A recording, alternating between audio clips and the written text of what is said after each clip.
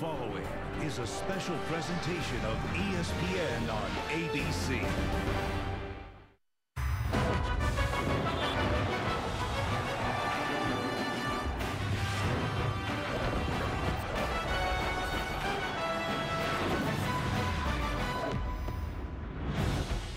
The new horseshoe in the banks of the Brazos. Blacked out tonight as the unbeaten Baylor Bears collide with Oklahoma. Saturday Night Football on ABC, presented by Walmart. Energize McLean Stadium. Two playoff contenders with two options: victory or virtual elimination. Buckle up for a wild one in Waco tonight. We expect high tempo, high scoring, and of course, high stakes. Chris Fowler, Kirk Herbstreit, you ready, partner? Catch your breath. This is going to be blasting off the starting line in about 13 minutes from now. High stakes because Baylor sitting number 6 in the selection committee rankings. They feel a little disrespected, misunderstood by the committee. The schedule so far has been pretty weak, but the stretch run is very, very demanding. And Art Briles believes if they win out, they are in. But Oklahoma thinks they're in the hunt too if they win out. Yeah, Oklahoma is a team that's looking at redemption probably more than anything else, especially against Baylor. I don't think they're worried necessarily at this point about their resume, but you're right about Baylor. I think Baylor's a team that was frustrated a year ago with the committee, and now they're looking at their season and everything is in front of them. They feel if they can win out, they're going to have a very strong case. But tonight is that first real big hurdle against Bob Stoops and the Sooners. Stoops calls Art Briles a genius. He used that word describing the offense. The Bears play faster than anybody, score more than anybody, gain more yards than anybody, and they are surrounded by playmakers. And I think they stress you as a defense more than anybody, and it's because it starts really with their formations. And we'll talk throughout the broadcast how they do that, but they'll stretch you from sideline to sideline literally, and they make you basically make a choice on what you want to try to stop. They're very confident in Shock Linwood as an offense. They're going over 300 yards a game on the ground, and if you get too concerned about what they can do in their running game, they're going to find one-on-one matchups and look for Coleman on the outside to try to create favorable matchups. This is an offense you've heard Bob and Mike Stoops talk about all week. It's all about stopping one-on-one matchups. Now, Jarrett Stidham is a true freshman. He's going to make his second start. He looked great in his first one against Kansas State and Manhattan. Different deal tonight athletically against this Oklahoma defense. Just turned 19, but he is very confident. They have full belief in him. Oklahoma dominated Baylor for 2 decades, but they've lost 3 out of the last 4. The last 2 have been really embarrassing, and you use the perfect word, stressful. That's how they feel on the defensive side dealing with these Bears. Yeah, and I think what's interesting with Mike Stoops as a defensive coordinator and with Bob as the head coach, every change that they've tried to make is about tonight, defending this offense. And it's because of the last couple years. They've given up 41 and then last year 48 where they couldn't stop them from throwing the football. They feel that they're better in the perimeter. They feel that their secondary matches up much more favorably because of the athletic ability that they have on the edge. And you're going to be seeing it. Can this secondary, led by Zach Sanchez, right there, number 15 in the middle, who's missed the last couple games with an ankle, can they hold up against Corey Coleman and the Bears' fleet-footed receivers? They better save their energy. They're jumping around, but it takes a lot physically and mentally to face this offense. It's going to be a lot of fun in the Big 12 Conference in the next 3 weeks. It begins in a few minutes here in Baylor, and we'll see if Oklahoma can get that redemption they so desperately need. As the freshman class, the Baylor line, ready to form that human tunnel from which the Bears will take the field. Baylor and Oklahoma on the banks of the Brazos tonight with a playoff spot in limbo.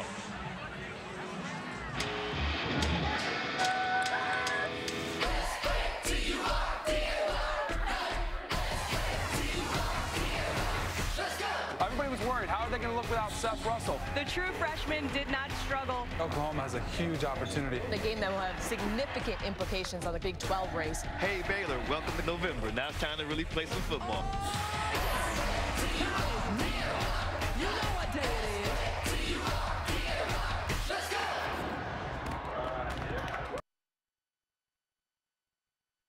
College football is chaos. It's crazy. Another week, another crazy play. You fight the friction. Down to the goal line. And caught. High snap of desperation here. A crazy pair and a touchdown for the Rebels. Well, he has trouble with the snap. And the ball is free. And he scores on the last play of the game. Georgia Tech blocked it. Austin is returning it down the left side. There's going to be a lot of rugby going on here. Lateral. Time's going to expire. ceasefire on the game. Ball's still alive. They got blockers. Can you believe what you just saw? 4th down and 25. He's going to fire to the sideline, shy of the first down. He's going to lateral it back. Ball's on the ground, picked up by Collins. Alex has got room. This game's still alive. 23 seconds left, and the receiver was out of bounds. He caught it. It's a touchdown. They ruled that he was forced out of bounds. Unbelievable. Nebraska pulls the upset.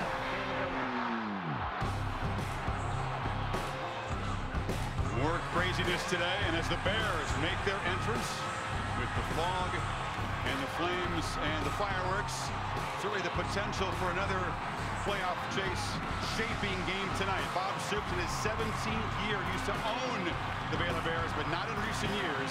He's with Heather Cox. Chris, thanks so much. Coach Stoops, with so much riding on this game, how have you helped your players understand what's at stake, yet still play like they have nothing to lose? Well, they just have to play within themselves. We practiced hard, do what we do. We don't need anything other than what we're capable of, but they're excited about it. Hopefully we can play well. Coach, from point production to scheme to tempo, Baylor does present some challenges. What's the key defensively to stopping their attack? Got to be great against the run game, and then you got to challenge them and make plays downfield. Let's get to it. Thanks, Coach. Chris? Sooners underdogs for the first time in the last 22 games. Art Briles, meanwhile, still feels like they owe Oklahoma a lot of payback for those years, and Briles never lost in this stadium. They're 10-0 McLean Stadium, and they have a long home winning streak as well, 20 in a row going back to October of 2012. Kirk, for so long, this was Oklahoma romping, and then Baylor began to turn it. That 2011 Robert Griffin touchdown pass here. They've won 3 out of the last 4. We said the last 2 have been lopsided. They have been completely lopsided. Oklahoma does not forget about that, and Baylor wants to remind them again. So there's a lot on the table here for both of these teams. Oklahoma won the toss. Typically, they might defer, not against Baylor. They want the football. They want to avoid falling behind, which everybody seems to do against this quick-scoring Baylor team. Spencer Evans to boot it away for the Bears. And it will bounce into the end zone. So Baker Mayfield, the junior from just down the road in Austin, who beat out Trevor Knight for this starting job because he's been taking care of the football. You recall at Texas Tech, he was a good freshman, didn't get an offer, sat out here a year ago, Kirk, and he's been very sharp so far. Well, he has provided energy to this offense. They've got a new offensive coordinator. Lincoln Riley comes over from East Carolina. This was the side of the ball. As much as we want to talk about how does Oklahoma stop Baylor, Bob Stoops made some adjustments on this side of the ball, and Baker Mayfield is the straw that mixes the drink. You know about the running game with Samaje Perine? Tonight, they've got to make some big plays in a passing game with Mayfield and his receivers. There's Big Perine, a 230-pounder, approaching 1,000 rushing yards this season. He's got it in the first take. And muscles for about 4. Kirk, let's check out the Chick-fil-A impact players. Oklahoma has a lot of playmakers. They're going to go tempo here, just like Baylor will. Perine in the backfield along with Joe Mixon. Sterling Shepard, number 3. If they get him isolated one-on-one, he's got to make big plays. You'll see Sean Oakman, number 2, getting pressure. And big Andrew Billings in the middle has got to hold up against Perine in the Sooners' run game. 2nd and 7. Mayfield escapes, but goes down. A sack on the blitz. Andrew Billings combining with Sean Oakman. They get pressure off to the right, and this is a matchup you're going to see Baylor hope to be able to exploit. That is a true freshman going up against Jamal Palmer, a senior. Drew Samia, who has moved into this starting lineup after the Texas game. He's done well, but remember, a true freshman in this atmosphere on the edge of that offensive line against a senior, that's a tough challenge. Joe Mixon, the very quick freshman back to the right of Mayfield on 3rd and 12. Bears show pressure again and bring it. Screen. Westbrook trying to escape, breaks a couple tackles, very near the line to make. They'll spot him, I believe, just short. Good effort but it's 4th down. Well, you're going to see a lot of pressure. Phil Bennett, the defensive coordinator from Baylor, believes in pressure, especially if he gets you to 3rd down, and that's exactly what they did, creating a little confusion. And on that first series, Chris, Phil Bennett is attacking the true freshman, Drew Samia, the right tackle with pressure. Austin Seibert, true freshman, one of the best punters in the country so far, and this is a good boot. And a fair catch made at the 20-yard line. So now, Kirk, we're going to see Jarrett Stidham and this Baylor offense that scored a touchdown every first possession this season. Only team to do it. True freshman. You can see a great dual threat quarterback, but in this offense, really more of a thrower, especially with the injury already to Seth Russell. And he's got command of this offense. Remember, he was an early enrollee, so he was in school in January, went through winter conditioning, went through spring football. It's almost like when you get in early as a quarterback, it's like a redshirt freshman, but he is still a true freshman, and he's the key tonight, making good decisions and getting the ball out of his hands. He's played in all 8 games, but of course the road game at Kansas State, windy night, hostile environment, was his first start. So this is his first home start. And he goes right away to the top receiver, one of the best in the country, Corey Coleman. The Sooners, Jordan Thomas right there. And that, again, that's the matchup. The receivers one-on-one against these Oklahoma defensive backs. It was an Achilles heel for the Sooners a year ago. Corey Coleman, number 1, is the go-to man. He's the guy that can make so many things happen. And now Chuck Linwood has a crease. Linwood into the secondary. Stiff arm, breaks a tackle, still running to midfield. Shot Linwood shoved out at the 45 by Charles Tapper, but a huge play in this productive run game. Watch the left tackle, Spencer Durango. He follows him, and then he's able to accelerate into the second level. This is what makes Linwood so good. A stiff arm to that safety, Thomas, and he goes for another 15 yards. 34-yard gain. Stidham chased, escapes, dumps it down. And Linwood is tackled at the line of scrimmage as a flag where the quarterback was hit after he dumped the ball off. Jordan Evans was tackling Stidham. Did he do it too late? Oh, for sure. Jordan Evans, he buried Stidham. Just buried him well after the ball was thrown. Personal foul, roughing the passer. Defense, number 26, punishing the quarterback with the weight of his body. Oh, yeah. 15-yard penalty, 1st down. I don't know if Oklahoma's trying to send a message. The ball's gone. I mean, he goes out of his way to elevate the quarterback and then bring his shoulder down. Then he's going to help him up. He acted like he didn't know the ball was gone, but Reggie Smith very descriptive in that penalty. Yeah, he was. Sure was. Moves the ball to the 31. So Baylor threatening after just a few plays and a penalty. Linwood knocked down after a 4-yard gain. Chuck Linwood is a junior from Linden, averaging 131 a game. That's on pace to be the Baylor record. Yeah, it's incredible, 130. And as a team, think about this, 309 yards a game on the ground. Now in the flat, Linwood makes the catch, knocked down a couple yards short of the marker. You get caught up with Art Briles and his formations and the way they throw and how fast they score, and you think it's all about their passing game. They pride themselves on physicality and being able to run the ball. Over 300 yards a game on the ground, so it's not just trying to stop Corey Coleman and the receivers. You got to be able to be physical at the point of attack. On 3rd down, Linwood, that physical run is wrestled down, but he gets a 1st down easily. DJ Ward on the tackle. Yes, the level of competition is suspect, but 6.6 per rush for this team. Yeah, and it'll be more of a challenge tonight, but it's just, look at the formations. Look at the receivers. Look at the defensive backs aligned with the receivers. So you basically form a little box there with the defenders inside trying to stop that run. They haven't stopped Linwood yet. And that's a terrific 1st down gain of 8. Evans on the tackle. It's a numbers game for the quarterback, Stidham, and you know he's looking over to the sideline. He's always getting a feel for what he needs to do, but he's evaluating the defense and looking to see where they're committed to stop the Baylor offense. Are they committing to the run? He'll throw. Are they committing to the pass? They'll run. Devin Chafin, number 28, gives a breather to Linwood. He's a physical back. He steps forward. It's 1st and goal, Baylor at the 5. Alexander on the stop, but once again, right out of the starting gates, this Bears offense is rolling. Yeah, we talk a lot about Linwood, but you're talking about an offensive line that's played a lot of football, a lot of experience up front. Chafin walks into the end zone, and the Bears off the mark very quickly, and Waco again. 8 plays, 80 yards, 239, most of it on the ground. All but 1 yard of it, in fact.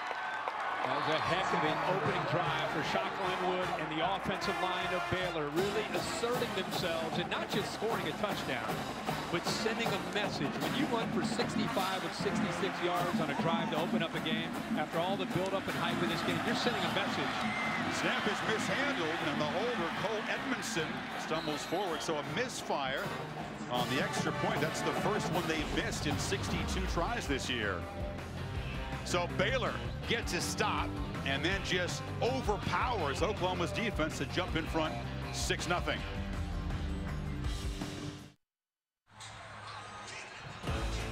As always, our aerial coverage provided by Goodyear. Kick off your drive with tires that return superior performance. Goodyear, more driven.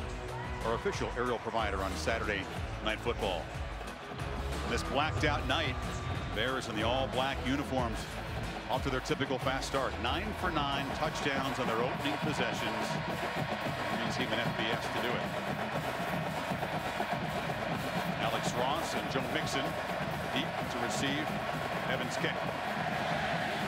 It's a line drive, and it goes out of bounds. So a penalty there, and the Sooners will get good starting field position. And after that opening Bears drive, some urgency all of a sudden for the Sooners. They're going to have to. We talked earlier about Spencer Durango, the leader up front. What a great block here early in this game. Frees up Shock Linwood. Look at that stiff arm right there. Then he runs through the defensive back, Jordan Thomas.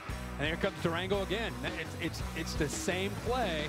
What was interesting to me is Oklahoma committed one extra guy up to the line of scrimmage. The theory for Mike Stoops there is you've got one extra hat to stop the running game, and they still move 8 plays, 80 yards, and a majority of that on the ground with Shock Linwood. And now, even though it's so early, when you face an offense like this, you better believe the opposing offense feels stress, not just the defense. Yep. Two-back look, Pirine and Mixon. This is Mixon slipping as he makes the cut, and he's brought down quickly. Jamal Palmer came around from the end. Remember, this is an Oklahoma offense that made some adjustments after their Texas game. In their last 4 games, they have been much, much better, averaging 295 yards a game on the ground. Mayfield off play action, rolls out, has room, fires near side. Sterling Shepard makes the catch. It's across the 40. As the Sooners' top receiver shows his hands, but it's still 3rd and 3.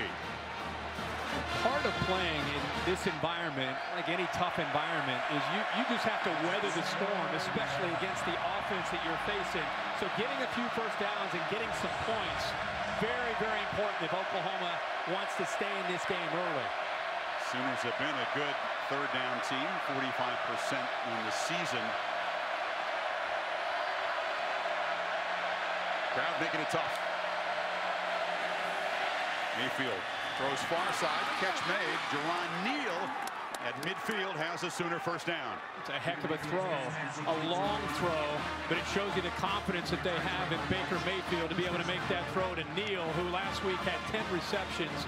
Now they're going to crank the tempo up themselves after that first down.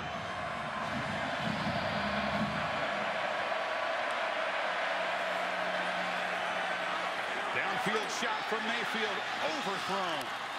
So important to connect when you have the chance, but Westbrook was covered by 2 Bears that time. And Xavier Howard, the corner that usually plays close to the boundary, has experience, has talent.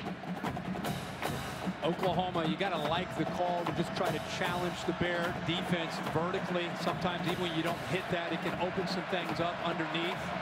Just to kind of remind the Baylor secondary that you're not afraid to take some shots. Shepard is in the slot to the right of the formation. Bears rush 4, Mayfield flushed.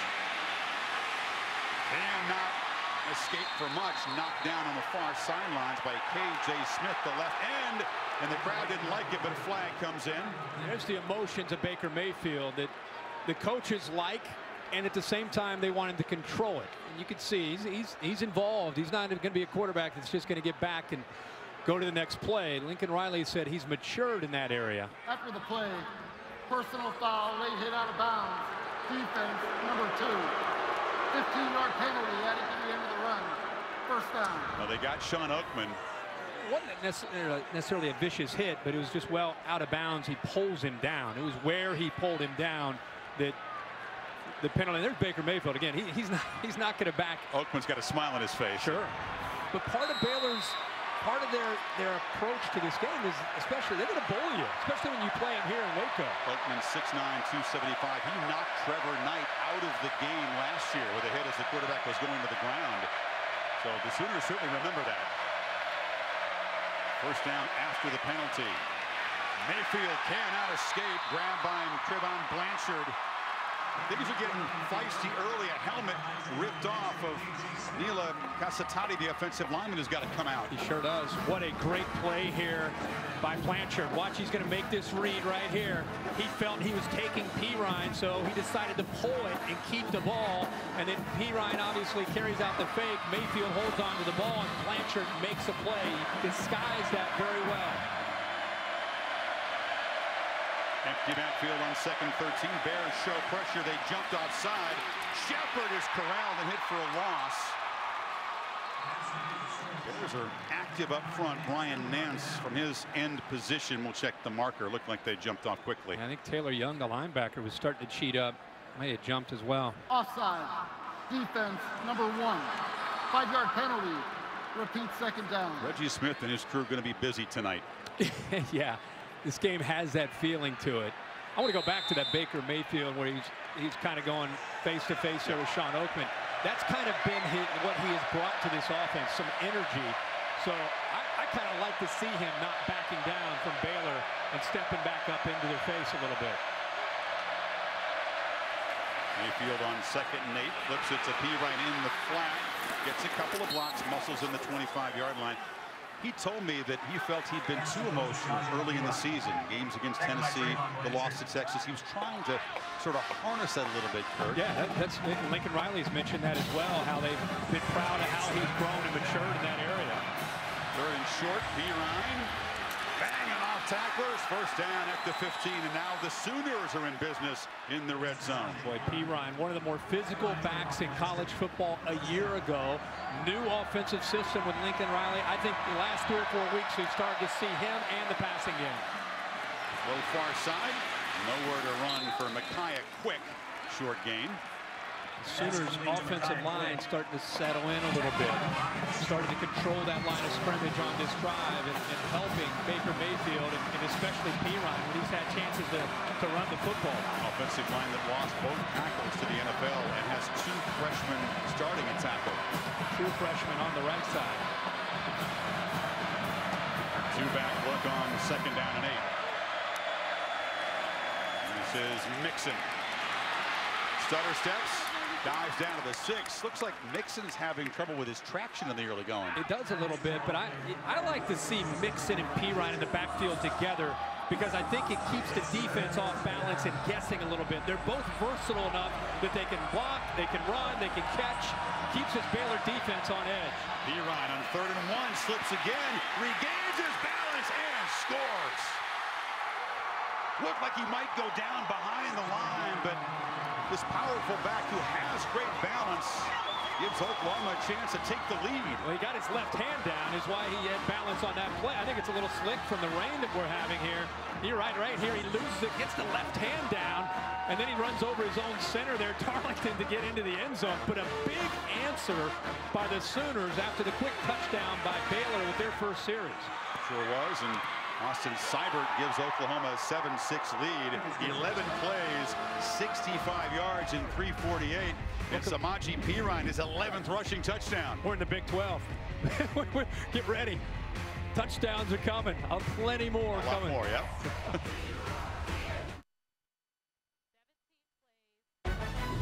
Saturday Night Football, presented by Walmart. Stop by a store or visit us at walmart.com to share wonder every day. Nissan, premier partner of the Heisman Trophy. And Taco Bell's new Steak Boss Wraps.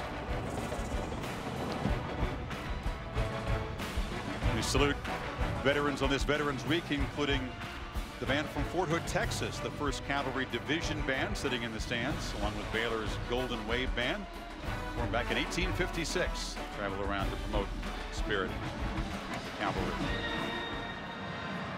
Oklahoma has the lead after that drive in which they were aided by 20 yards in Baylor penalties. Chris Platt to boot it away. Nick Hodgson to boot it away and knocks it into the end zone. To Cassidy Hubbard with an update from the studio. Thanks, Chris. Taco Bell studio update to the Big Ten. LaShawn Daniels Jr. capping off a drive that was 17 plays, going 91 yards, lasting 8.5 minutes. Hawkeyes up 7-0 over Minnesota. Back to you guys. Iowa ranked just 1 spot ahead of Baylor, so the Bears fans will keep an eye on that one. Play a very different style of football, which makes it interesting for the committee to make their judgments. And we'll talk more about that as this story unfolds tonight. So Baylor trailing now for just the 17th offensive snap this season. Only trailed for 4:35 on the clock. And Wood just does not go down easily. Or Chafin, excuse me, doesn't look like much, but it's about 7 yards. Chippy on this side of the ball too. Baylor has been able to really control things up front. It's almost as if they're trying to get Oklahoma locked into the run game to set up their big plays in the pass. Chafin again and have a first down at the 36. Ball comes out. Sooners say they have it. It's a scrum. They do. Turnover, Oklahoma. Jordan Evans knocked it loose. And Devontae Bond was just kind of standing there. He thought the play was just about over. He happened to be standing there. He looks down, he sees the ball, and I think he just jumped on top of it. Watch number 23 come in from the left here. You see him, he's just kind of standing there. The ball pops down, and he jumps on top of it before Blake Muir can. Sooners haven't forced a takeaway against Baylor since 2011. Third play. Evans made the strip. Now Leonard diving in there. Well, they'll probably take another look or two at this just to confirm the call downstairs. Can't tell much from that angle whether the ball came out before the backside hit. A fumble is under further review. Yeah. Don Capperl is the Big 12 replay official. And turnovers in a game like this where possessions are so critical.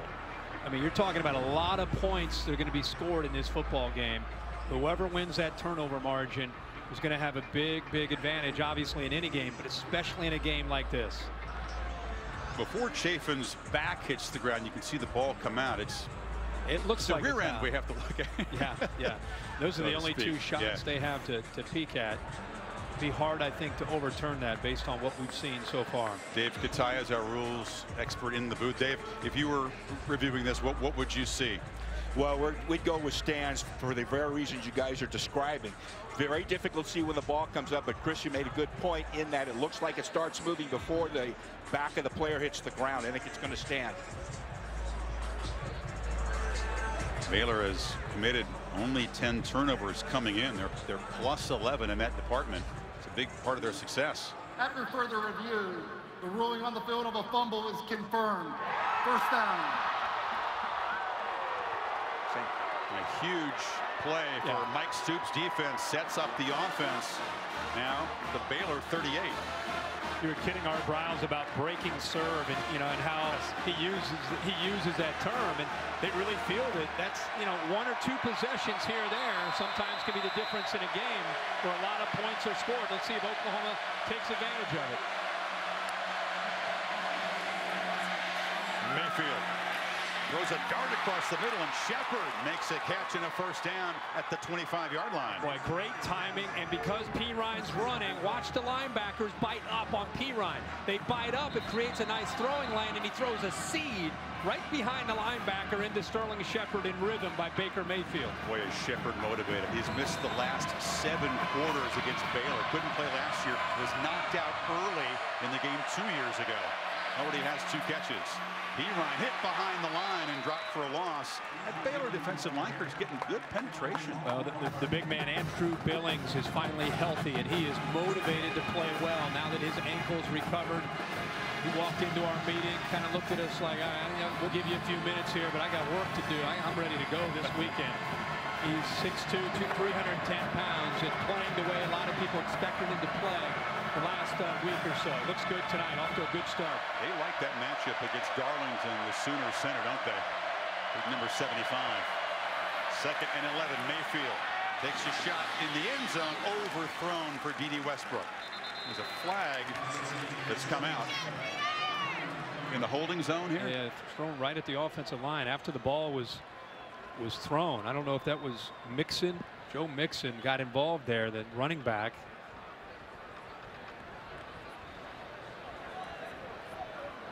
Defender looked like he went up high to try to bat the pass down. Yeah. And Mixon hit him.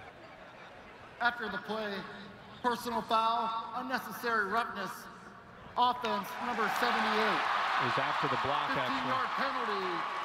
It's 2nd down.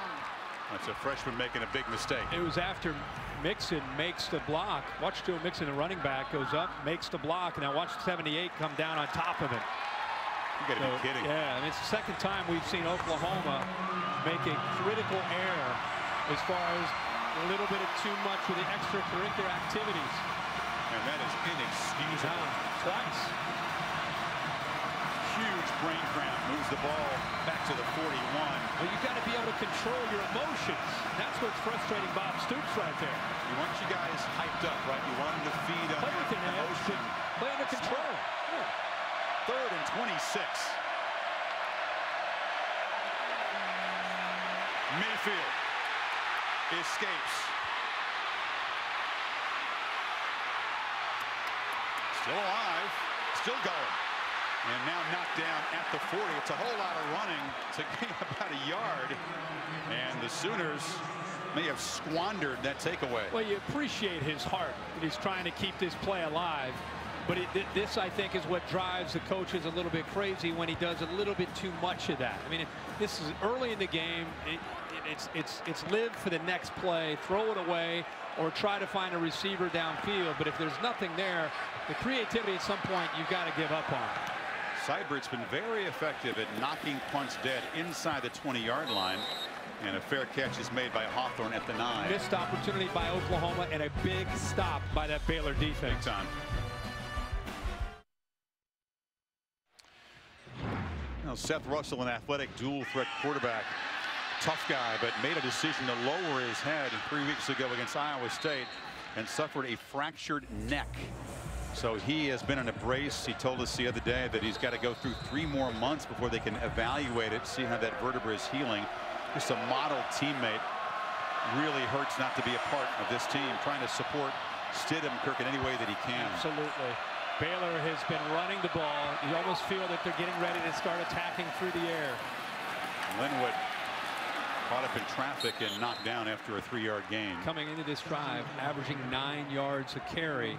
And what happens when a team starts to run the football like that? Those linebackers and those safeties, they're going to start cheating down to Linwood, create some one-on-one opportunities on the outside for Corey Coleman. Stidham's 3 completions for 4 yards. Nobody takes more deep shots in college football than the Baylor Bears. He had 8 20-yard completions last week in his first career start at Kansas State. It is raining hard. Makes the passing game a little trickier as they finally on cue take a shot. Coleman, a leaping catch, but he was out of bounds. Almost came down with a circus catch. Thomas was in coverage. Oh, there it is. You knew it was coming. I'm sure Bob Stoops and Mike Stoops knew it was coming. One-on-one matchup. This is an area that really hurt Oklahoma. They feel much more confident with Jordan Thomas now as a sophomore and Zach Sanchez, number 15, on the other side. That time he's in good position and actually uses his body to force Coleman to the boundary. On 3rd and 7, a whistle before the snap. Sooners were trying to get set up on defense. There was some confusion. They called timeout. Calls their first timeout of the half. So Stoops defense looking for another stop when you come back to Waco. Cassidy Hubbard here. Let's take a look at who's getting it done, presented by Wells Fargo. Stanford trailing Oregon until Christian McCaffrey gets in for the touchdown. The Heisman hopeful puts the Cardinal back on top, 17-14, and they're in the red zone right now. Chris Irby, back to you. Cassidy, thank you. Stoops furious. He felt that he should not have had to spend a timeout. His defense really wasn't allowed to get set. Baylor had substituted. So 3rd and 7, Stidham in the pocket. Coleman makes a catch, first down. Accurate throw from this very gifted passer. And that is a great job by Corey Coleman, known as a speedster, getting by people. This time it gets zone, just sits in the soft spot in the zone, and a heck of a throw by Stidham. Linwood caught up in traffic. You've seen a lot of quarterbacks throw the ball. This 19-year-old kid, when the ball comes out of his hand, how many guys in college football ever have you seen throw a prettier spiral? I'm sure we could sit back and think. I mean, Marcus Mariota comes to mind last year, but not as a true freshman. It's very rare to see a true freshman have the rotation and the spin on the ball the way Stidham does. Stidham's roommate, the big senior, Spencer Drango, quick off the mark. You can see we've got the clock in. Baylor averaging about 16, 17 seconds in the first half between plays, and sometimes even a veteran gets caught up in the tempo and makes a mistake. Absolutely. This rain is really picking up. It sure is. We've already seen some of the players slipping around. They're on record pace if they can play this fast the rest of the season. Stidham, there's a drop. Wet ball, and a flag came out. The quarterback was being protected. Katie Cannon on the drop with some jawing over there. This Oklahoma secondary has heard it all, not just all week. They've heard it all off season, what this Baylor offense did to them last year and the year before. They welcome the challenge. We'll see how they answer the call tonight on the perimeter. So far holding up well against Coleman and company. Personal foul, chop block, offense, number 69 and number 32. At the distance to the goal. Repeat, second down. So Linwood combining with Pat Colbert, the tackle, and the penalty. This is a little questionable to me. Look at the right tackle, Colbert. He has to be engaged there, and this Dave should be great to come in. If the lineman is engaged and then he gets submarined by another player, that's where the chop block comes into play. It really looked like the defender had gone around Colbert there and wasn't even really still working with trying to deal with the tackle, and the line in the offensive the running back there chopped it. 2nd and 26. Linwood wrestled down for a short gain by Eric Stryker, and this thing's going to get out of control. There are some hot tempers on both sides. Yeah, you're gonna have to get control of the emotions, because if you don't, they're just going to continue to the emotions will continue to escalate. But Oklahoma's defense, after a few mental mistakes by Baylor, really pinning their ears right now and attacking the line of scrimmage. They only allowed one play of 15 yards or longer tonight. Stidham takes a downfield shot and has Coleman, who makes the catch in midfield. That's Jay Lee, excuse me. One of the receivers who's emerged in the last few games. Nice ball from Stidham. Yeah, this is an inside receiver matched up against a safety, and you can see, even though he's got size at 6'3", 220, he can run by you. It's not just the outside receivers you got to worry about man-to-man. They attack the inside receivers against nickelbacks and safeties. 34-yard gain. Now Stidham will loop it for Coleman, near side, overthrown out of bounds. Thomas is going to battle Coleman all night, isn't he? Thomas is a sophomore, and he's being left on an island against one of the most explosive receivers in college football. And right now, he is not backing down and holding up just fine.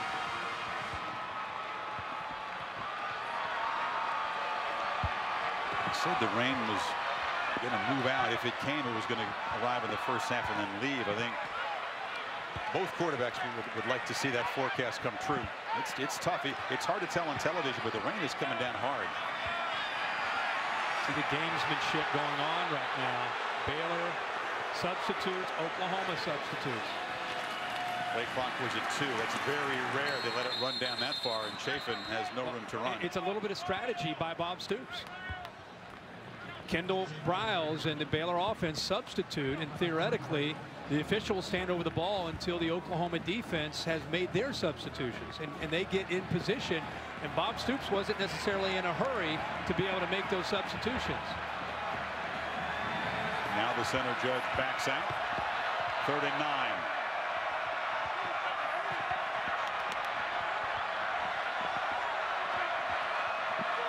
Davion Hall came in motion. Stidham steps up. Wants to be very careful about running. Has to slide down before Jordan Evans could hit him. They don't want this quarterback to take any shots.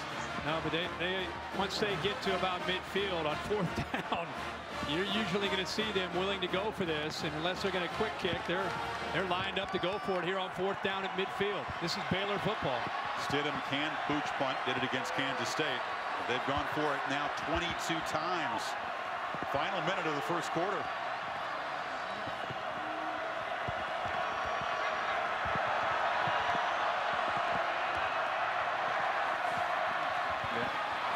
It's a pooch, and this is a lot better than the one he tried the last game.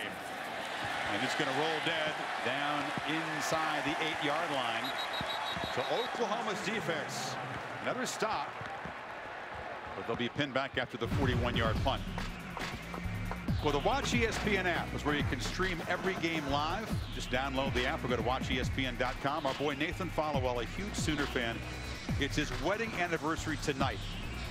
I know what he's doing. Jesse, they're in a restaurant. But he's got the Watch app, he told me, dialed in on this game. I said, she let you get away with that? Says the Watch app travels with me.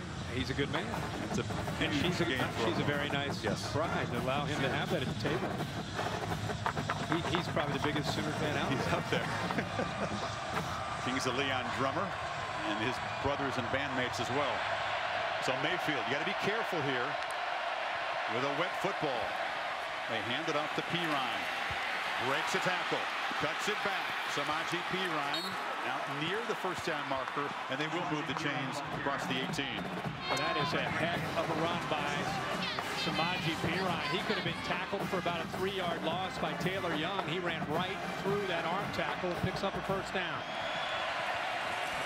Now it's Mixon who makes the cut as the Sooners play fast and wedge in one final play before the end of the first quarter. A lot lower scoring than we thought, Mr. Herbstreit. End of 1 in Waco. Back after this message and a word from your local ABC station.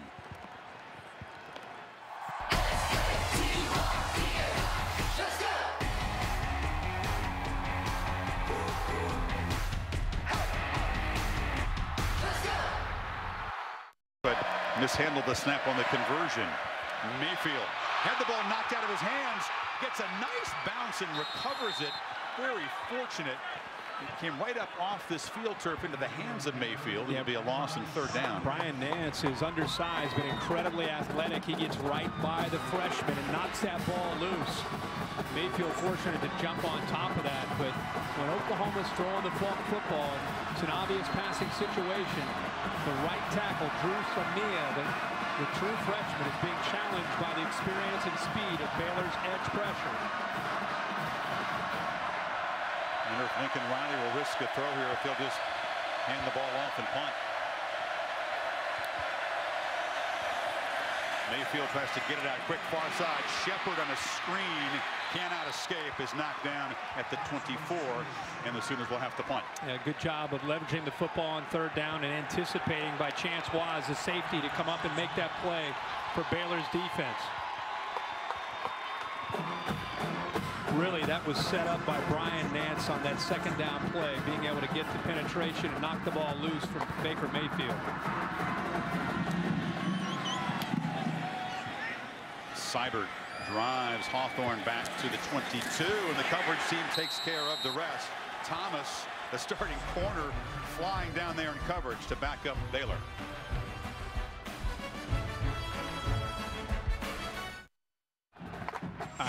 Cassidy Hubbard with your Dr. Pepper Championship Drive update. Stanford in a battle as Vernon Adams finds Darren Carrington, who somehow gets behind the Cardinal D. 47-yard touchdown. Stanford just kicked a field goal. They head into half, 23-21.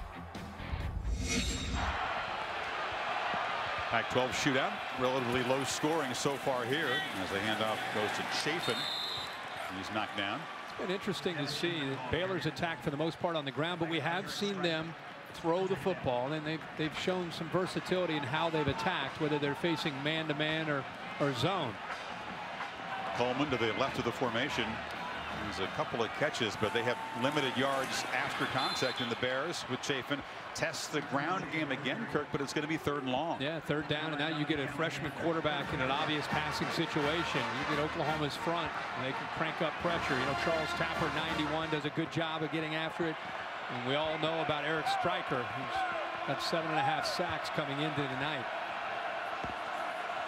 We feel the depth and the athletic ability with this Sooners defensive line is more accustomed to what you've seen over the years in Norman with Bob Stoops this year. They move Stryker around a lot. He's in the face of the quarterback, and he will be right there to combine on the sack. And they knock him down. Jordan Wade. And another stand by this OU defense. And that's a coverage sack. When you've got a young quarterback, as talented as he is, you want to try to put him in a position where he has to be able to look into the face of this defense and deal with a lot of different white jerseys and the crimson helmets. Look at the coverage downfield. There's nowhere to go with the ball. And as a young quarterback, sometimes on 3rd down, you get a little anxious. You look at your primary. He's not there. Your eyes go down and you start to bail. That's exactly what happened to Stidham there. Drew Galitz, it's a low kick, will bounce in front of Shepard, and it'll take a good Baylor bounce, still rolling down inside the 21-yard line. Sooners back on offense, up a point.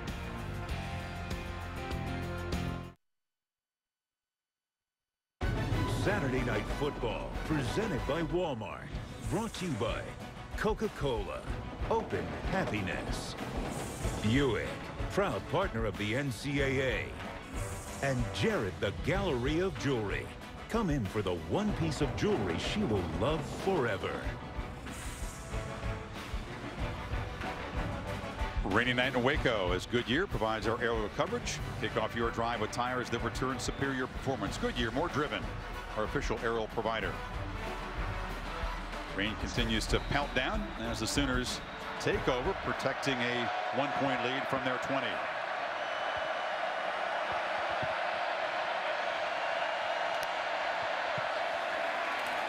Perine hit immediately. Taylor Young, the weak side linebacker, came in. A flag is down.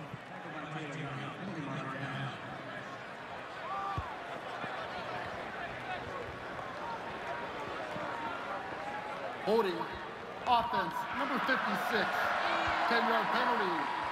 Repeat 1st down. It's the center, Darlington, is matched up against Andrew Billings.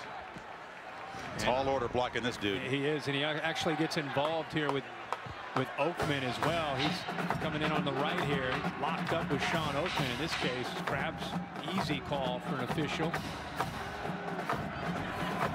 Oklahoma continuing to make some mental errors and miscues, giving themselves 1st and 20 and getting off schedule. Perine makes a cut and spins and muscles across the 20. Heather Cox on the rainy sidelines. Yeah, Chris, an update for you on Baylor's D-line. They're down one starter and one that's not 100%. Bo Blackshear right now out with a right knee injury. They retaped it from mid-calf all the way up to mid-thigh. He is not going to return. They'll reevaluate him at halftime and see if they can get him back in. Meanwhile, Sean Oakman, he is out there, guys, but he is not 100%. Dealing with left knee swelling from last week and now has a right foot injury to add to it. Wow. Mayfield rolling out, throws downfield. Westbrook has a step, but it's off his fingertips. He was in front of Howard and just overthrown. Well, they take a chance. We've seen this Oklahoma offense tonight be willing to take some shots. Twice to Westbrook. He has a couple steps on him, and boy, the ball just thrown just a little bit too long. We put a little bit more air under it. Westbrook walks underneath of that and into the end zone. He got by X Howard on that play. There's plays like that, potential opportunities that can decide a game like this, right? Who can connect on the deep shots? This Oklahoma offense has such a different feel in 2015 than who they've been the last 3 or 4 years. Mayfield and a whistle. A timeout call by Oklahoma. He'll spend a second, and it'll be 3rd and 8. And the jawing continues down there. Mayfield sometimes can't help himself. He's a very emotional guy. After he took the snap, the timeout came from the sideline, and a couple of defenders came in, and they're chirping, and they're giving him a little bit of an elbow, and there are actually 3 Baylor defenders there at once, and he's letting him know he's not going to take it. Oklahoma scored on their second possession. The Bears on their first. Since then, something shocking in the Big 12. 5 possessions, a turnover in 4 months. This probably has as much to do with it as anything. The whistle's blown, and it's nice to get acquainted stuff. Yeah. Doing Baker. But I think that the Sooners have an attitude about Oakland, and I understand why. He was the guy that knocked their quarterback out a year ago. He's not afraid to get a little business down there in the scrum, that's for sure. Number 2. As Heather said, playing through some pain tonight. Mayfield on 3rd down. Again, looking for Westbrook, and there comes a flag. Some of that hand fighting. That was Howard defending. The crowd didn't like it. Pass interference. Defense, number 4. 15-yard penalty. Remember, automatic first down. We've already seen Westbrook get behind Howard a couple times, and I think that has as much to do with this as anything. He's by trying to get around him. You see the left arm working him and trying to prevent him. Use the arm bar to try to not allow him to get by him again. That would have been a 3rd time potentially he gets by him. Obvious intent to impede is the way that rule is worded. There's a lot of it that goes on in this conference because the DBs are under such stress and put out in space.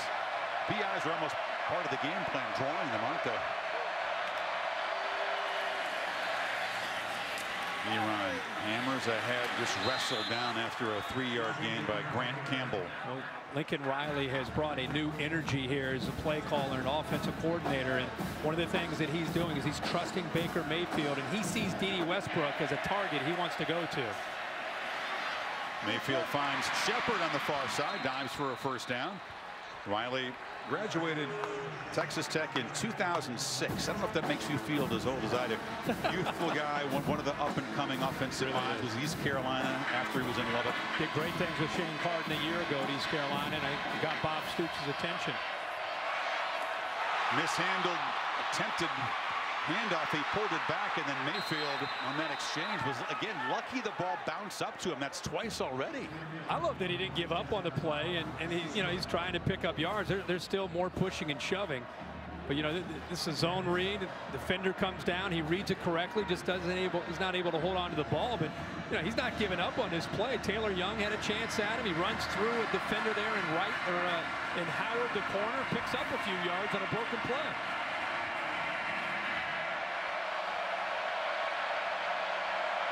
Good fortune so far for Mayfield tonight. Sling it. Slant. Shepard almost escaped, made the catch, and was trying to get away from the tackle from Vaughn's there at his first down. The epitome of a slot receiver in college football. Look at the space to the right there. You get Sterling Shepard a matchup, and you create a little bit of space. He can make things happen after the catch. Ryan hit immediately hard behind the line of scrimmage and knocked down for a 2-yard loss. This time Baylor does a good job of attacking down. It was Taylor Young, and he's been very, very active in this game. He's 5'10", 225 pounds out of DeSoto, Texas. He's probably been the most aggressive of the entire front 7 so far tonight. We got one-on-one matchups across the board. Baylor up tight at the line of scrimmage. Bringing pressure. Mayfield backpedals, just heaves it downfield toward the goal line. Catch made. And now Shepard, they called a touchdown. Shepard made a terrific play.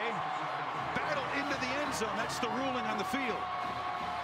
And this will be interesting. I'm glad Dave Kataya is up here because we always hear about finishing process of the catch. One-on-one matchup. We said they don't have any safeties back. They're blitzing. What a well-thrown ball. He reaches for that pylon, and that's when the ball came out. We have cameras, Kirk, in the pylon. Here's as good a look as you'll ever see. Shepard reaching the ball. Makes contact right there. Hard to tell if he's down yet. It looked like, Dave, he made 2 steps. After the reception, he makes 2 steps with the football in his hands. Is he out of bounds before he reaches that ball to the pylon or down? I don't think so. No, it looks like a touchdown to me. Another look from pylon cam. The ruling on the field of a touchdown is under further review. Those cameras are tough, and that's a good thing. There's 4 of them in each of the pylons, and that is a terrific look. And what a play, whether or not it stands by Shepard. Well, when you get one-on-one matchups, and Baylor basically showed, they tipped their hand. They showed we're blitzing, we're playing man. We saw it up here, man-to-man across the board. You got to find Sterling Shepard. He's your guy that wins those one-on-one battles. And he got separation. The ball was perfectly thrown by Baker Mayfield right over the shoulder. Another look. What a heady play. It's a milestone catch for Shepard, the 200th of his career for 39 yards. Again, this guy couldn't play last year against Baylor. After further review, the ruling on the field of a touchdown is confirmed. Yep. Nobody more eager and pumped up on the offensive side of the ball than Shepard for this game. Especially after the last 2 years. He's wanted an opportunity. He's one of the leaders. Dave, let's bring in Dave Kataya just to confirm what we saw there, Dave. That was a really good call. The reason is the secondary act of him extending the ball and hitting the pylon. That denotes the completion of the catch with that secondary act. That effort by extending. Okay. Correct. Seibert knocks it through. A terrific job by the holder there. Grant Botham. Actually, it's not good. Botham had to collect a snap that was behind him. So either team automatic on conversions on a wet night, but the Sooners up by 7.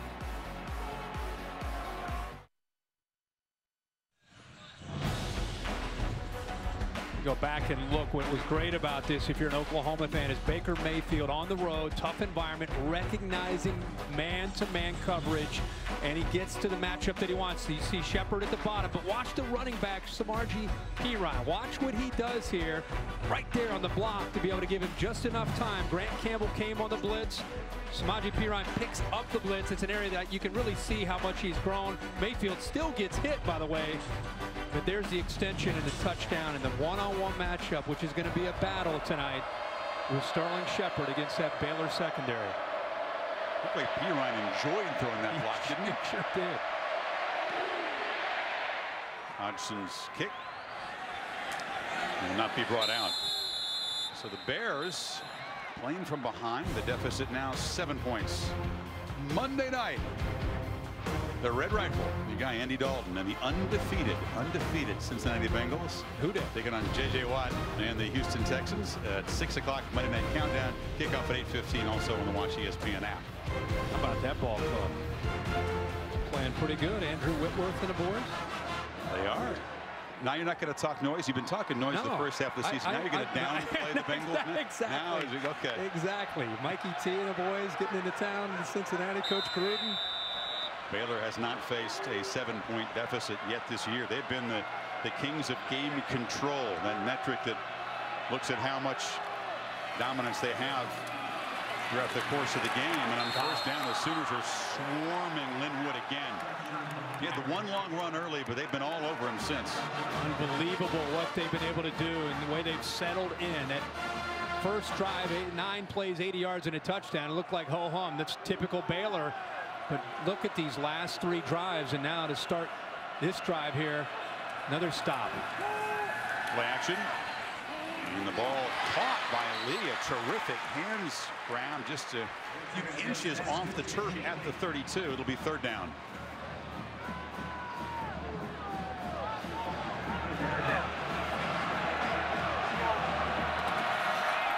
Linwood stacked up, hit, fighting hard, will not get first down yardage as Zach Sanchez, the corner, came up in support at 179 pounds. He comes up, and watch Charles Walker, Chris. Watch the defensive line from Oklahoma. Remember when they were getting pushed around? Look in the middle. Look at 97 getting extension. He's just throwing. He's throwing the Pat Colbert, the right tackle, back into the backfield, and Sanchez cleans it up. Well, Sanchez got knocked to the ground, but he grabbed the ankle. He got a hold of something. But that defensive line from Oklahoma, and all 3 plays, there's a little bit of different feel from the Sooners' confidence that they have right now. How about 4 straight empty drives for Baylor? You just never see that. Shepard making the fair catch. Oklahoma back to work midway second quarter, up by 7. They like our buddy Chris Felica here in Waco with the nickname the Bear, and he's always going to deliver our Aflac trivia question. What do you have tonight, Bear? Talk some Heisman Trophy here for you. Of course, RG3 won the 2011 Heisman Trophy. A couple Baylor players may be in contention this year. Who is the only other Bear to finish in the top 5 of the Heisman voting?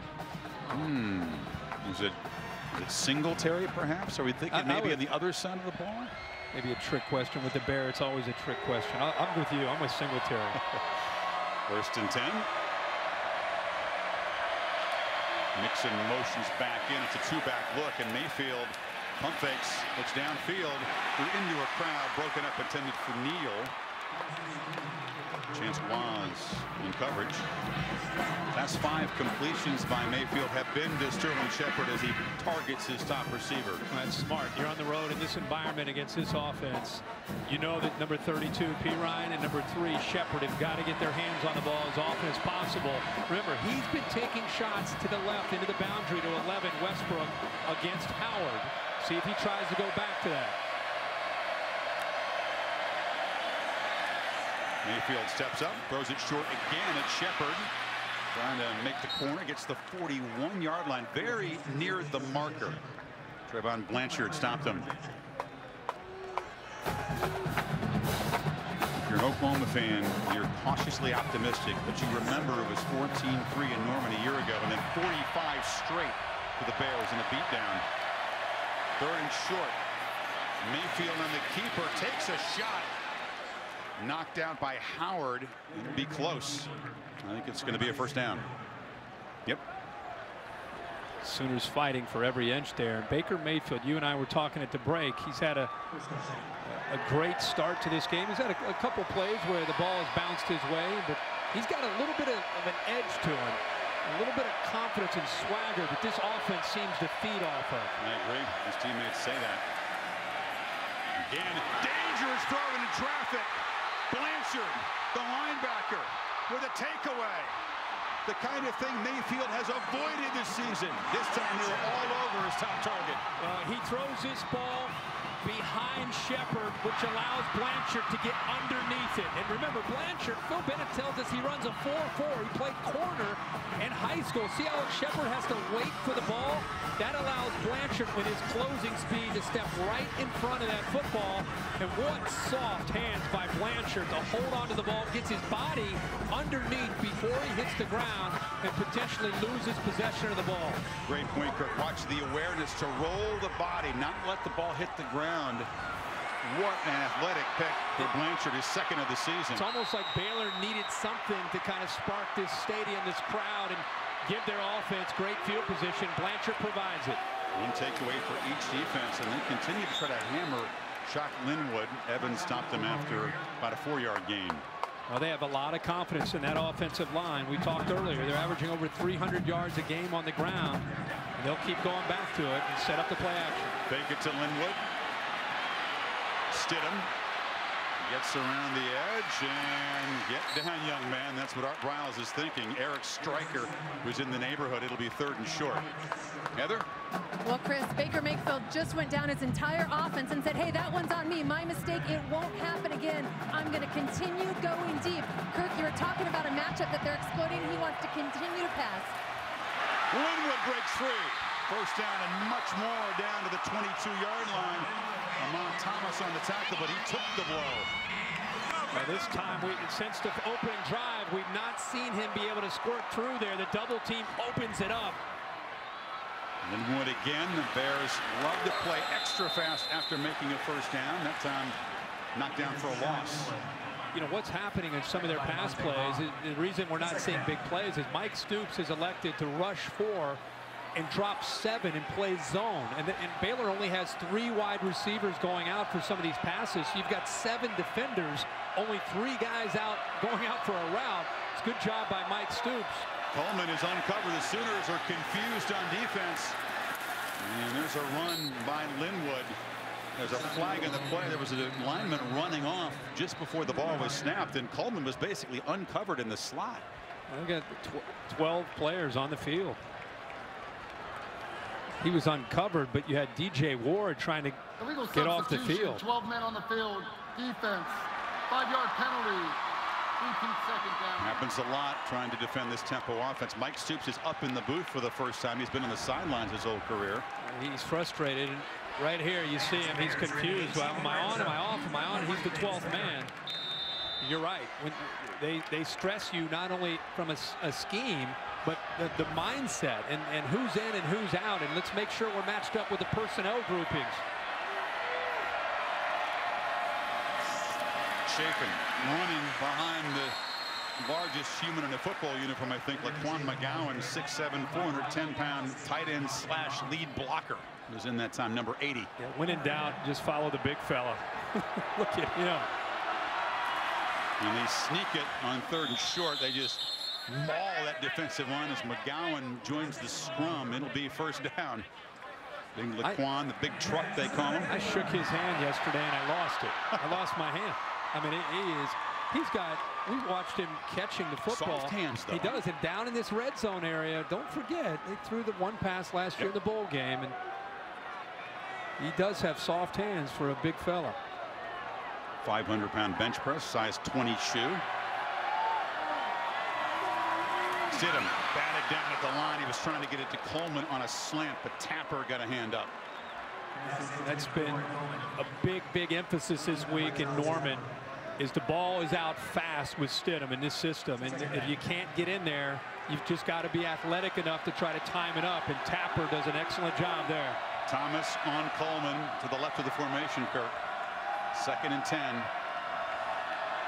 And a quiet start to this game for the Heisman candidate. Play clock winding down to 5.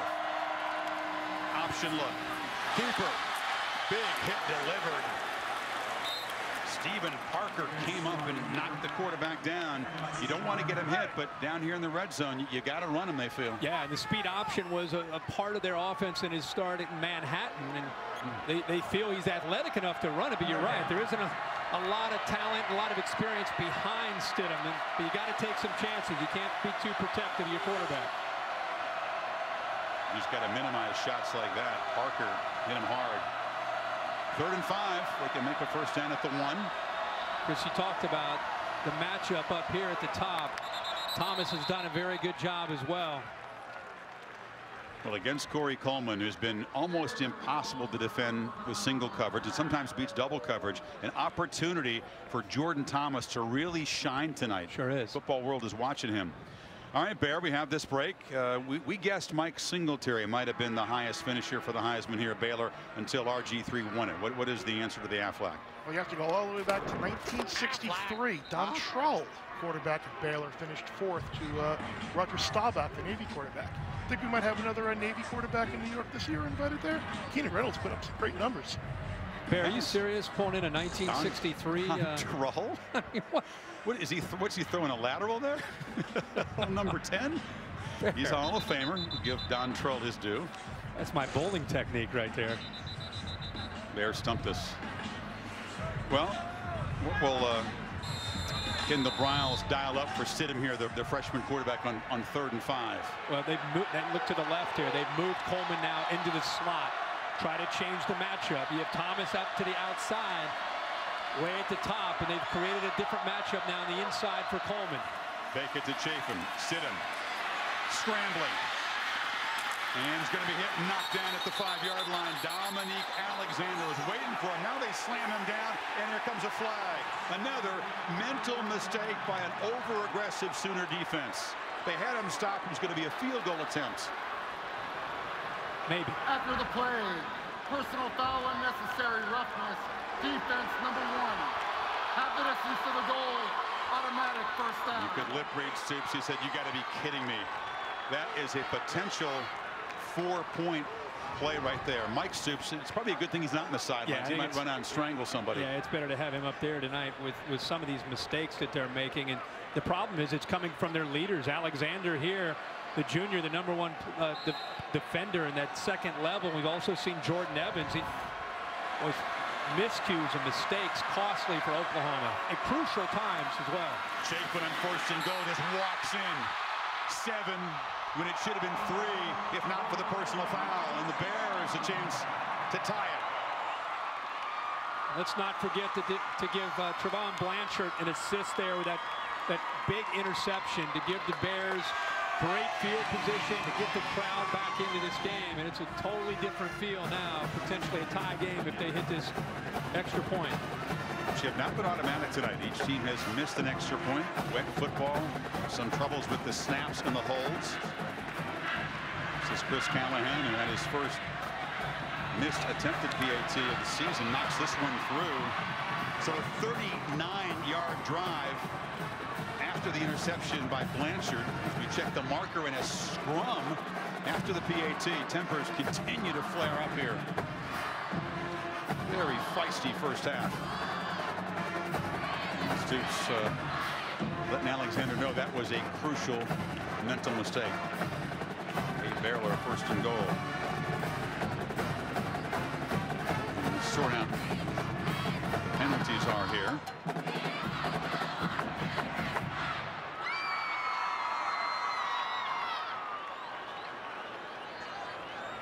G. Smith, we thought he and his crew might be busy tonight, and they have been.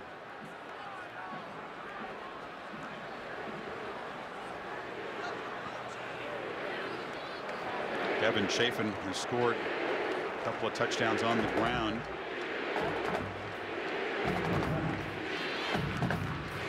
The result of the play is a successful try for a point.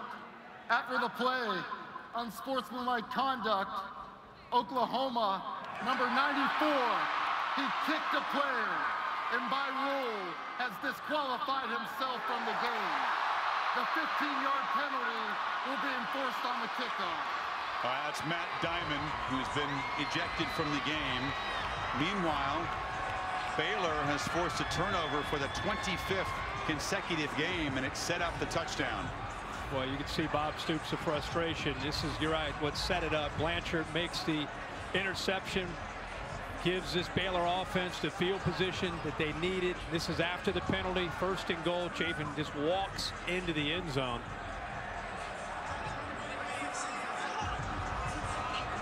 Just beautiful blocking and not much for the running back to do, but just waltz in. No, but then what the starting defensive lineman here, Matt Diamond, has now been kicked out of the game for kicking a Baylor player.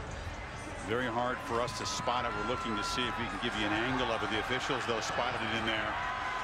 Little taunting of the Baylor crowd from Diamond as he walks off.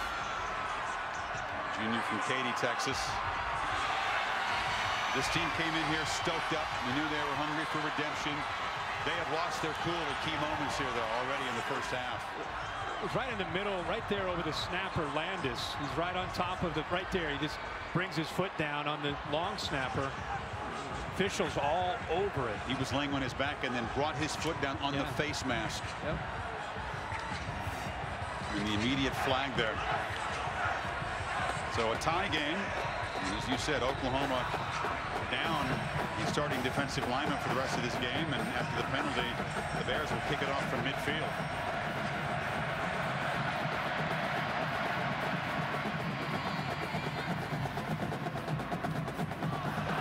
Try the pooch kick, and the fair catch is made by Oklahoma at the 29-yard line. So 2:58 to go until halftime, tied at 13. Tomorrow, week 10 in the NFL, and the Insiders will get you covered on this Sunday edition at 10 o'clock Eastern time over on ESPN, followed by Sunday NFL Countdown at 11, streaming live on the Watch ESPN app. Well, it's been surprisingly low scoring, Kirk. The defense have made some plays, couple takeaways, a whole bunch of penalties, a very feisty first half. I mean, you have one timeout for Oklahoma with just under 3 minutes to go. With the way Baker Mayfield has played, I'm sure they're going to be aggressive and try to get in position here for some points. A motion Mixon into the slot. Handed to Pirine, who has both hands on the football as he powers ahead for a 5-yard gain. Who would have thought, with all the buildup and the hype and all the talk about the Big 12 in the month of November and early December and all the points you're going to see, he had a 13-13 score here potentially at the half. Mayfield pulls it and fires across the middle. Catch made by Shepard at the 50. Already Shepard with the touchdown catch and now has 8 receptions tonight. Now watch, he's reading this linebacker, and because he came up, he pulls the ball out and then he finds his crossing route. The backs cross, Mayfield rolls and fires far side again. A low throw and a catch made by Shepard, who's having a monster first half. You know, by going tempo like this, it not only helps you get in field position, but it allows you to have such an edge to you as an offense, and it gets the defense on its heels. Second and short. Mayfield sneaks it for a first down to the 40.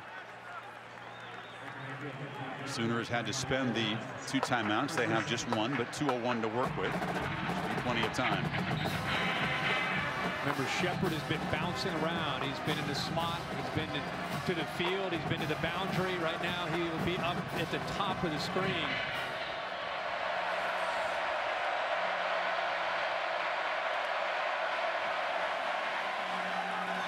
Mayfield lobs it down and Mixon out of the backfield on a wheel route, got open down inside the 25. And because you have Shepard on the same side, he's able to catch a lot of the defense's attention. He's just going to go right down here on the wheel route, but you see the safety has to respect Sterling Shepard. It opens up that sideline for the wheel route to Mixon.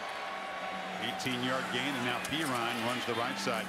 With Lincoln Riley, that young play caller, in a nice rhythm now, isn't he? He really does. And the combination of Mixon and Pirine in the backfield together, you have Sterling Shepard out there making plays. We've not seen Mark Andrews, the freshman, yet have an opportunity, but he has great size, especially down here at 6'5". He's now up at the top. He just came in for Shepard. Winker, Andrews, 6 touchdowns in his 16 catches. He's got single coverage to the right of the quarterback. Mayfield pulls it, throws back over the middle, and the catch is made by Dimitri Flowers, and the H-back muscling down to the 1. Boy, the flow all the way to the right gets the defense's attention. They've been going down that right sideline, and he just puts the ball up in the air and hopes that Flowers will come down with it. Watch the defense flow to the right, and it opens up the middle of the field, and he relies on the athletic ability of Flowers to go up and make a play. That's trust right there by Baker Mayfield, throwing it to his H-back, Flowers, who goes up and takes that big hit and almost works his way into the end zone. Ryan Stewart, who is a big hitter in the secondary, he delivered the shot, but he took the worst of it against the physical Flowers. Oklahoma has run 41 plays, 21 runs, and 20 passes.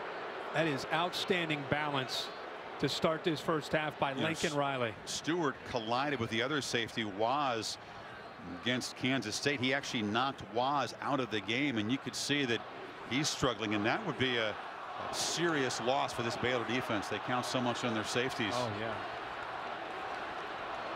Tried to get off the field, then went down again. So 56 seconds before halftime, the Capital One halftime report. John Saunders, Mark May, and Mac Brown coming up. And also ABC News will have an update on the aftermath of the attacks in Paris yesterday, as Stewart is helped off.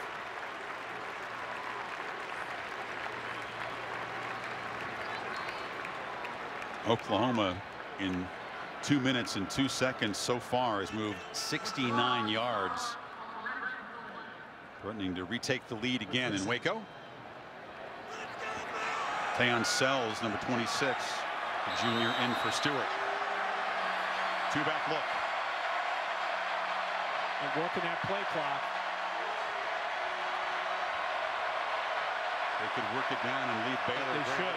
They should. The way Baylor can score and the way they move the ball, should work that down as far as they can.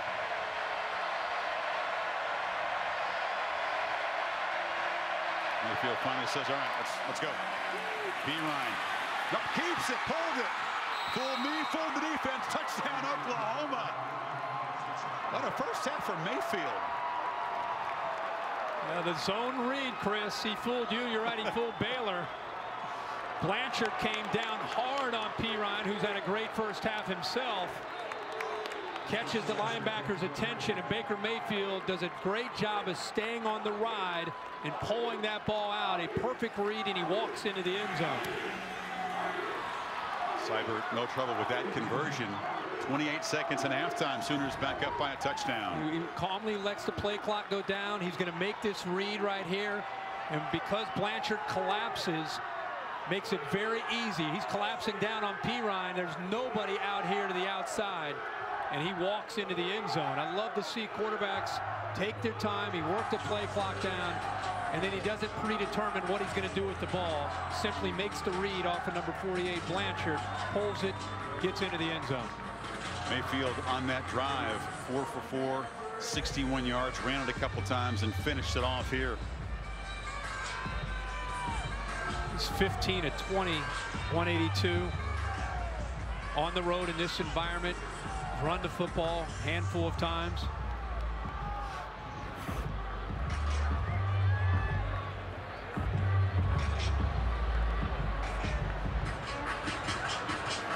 Baylor, just 28 seconds until halftime, and we'll get the ball to start the second half. But this crowd, dressed in all black, came out charged up. I think they thought they'd see a typical Baylor offensive fireworks show, and the Sooners defense not having it in the first half. Not at all.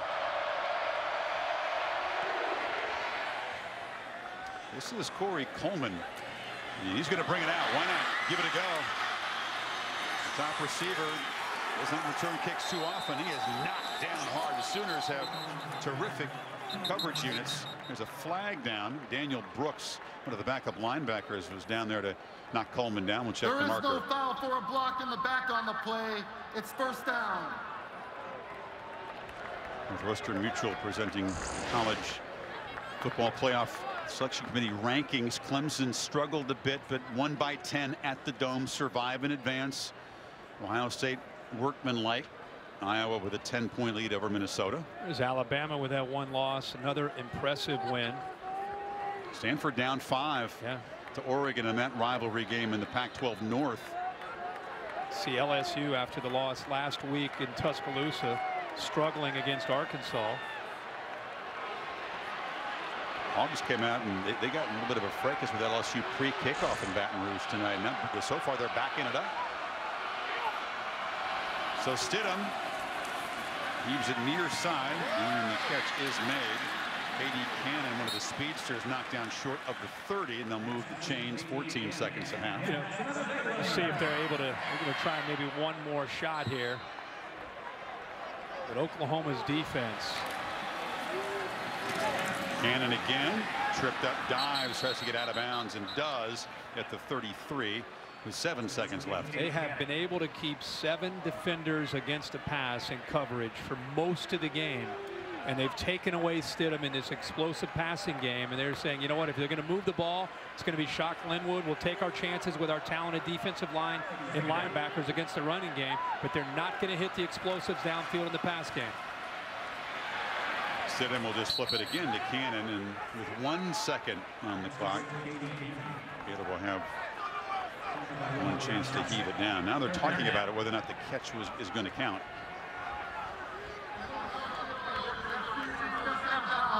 And failed to reestablish inbounds prior to touching the pass. It is incomplete. Third down. It's the call that got so much attention last week in the Michigan State-Nebraska game. Here, Cannon definitely stepped out of bounds and then came back in, so he's ineligible. Less repercussions on this play than on that call. So empty backfield. Stidham. See if he tries to heave it long. They just try to throw it short. Now the catch is made by Davion Hall, who has some running room, but now will be surrounded by Sooners and brought down. And this offense that averages 8.4 yards per play, best in the FBS, averaging far less than that tonight. End of the first half here in Waco. The Capital One halftime report is coming up. John and the gang in the studio, and Heather Cox will speak with Bob Stoops right after these messages. Set for the second half on Saturday Night Football on ABC, presented by Walmart. Here in Waco, Texas, the rain is letting up as we get set for the final 30 minutes. A surprising first half.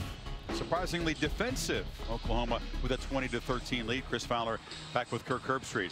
But Kirk, the Sooners have been here before. They played great defense for 30 minutes. Now, what's the key to sustaining it? Because in the second half, the Bears have stepped on the gas the last couple of years against them. No doubt about it. I think their defensive line really started to assert themselves after the opening drive, where Baylor went right down the field and put points up on the board. And because of how well they played up front, it's allowed them to defend the run with their front and then still keep a lot of guys in coverage, and it's made it really hard on Jarrett Stidham, the freshman quarterback. We'll see if they can maintain the same effort from Oklahoma in the second half. And if you're Baylor, it's about trying to get your running game going, taking some of the pressure off of Stidham, which they tried to do. Let's check with Heather Cox before the kickoff.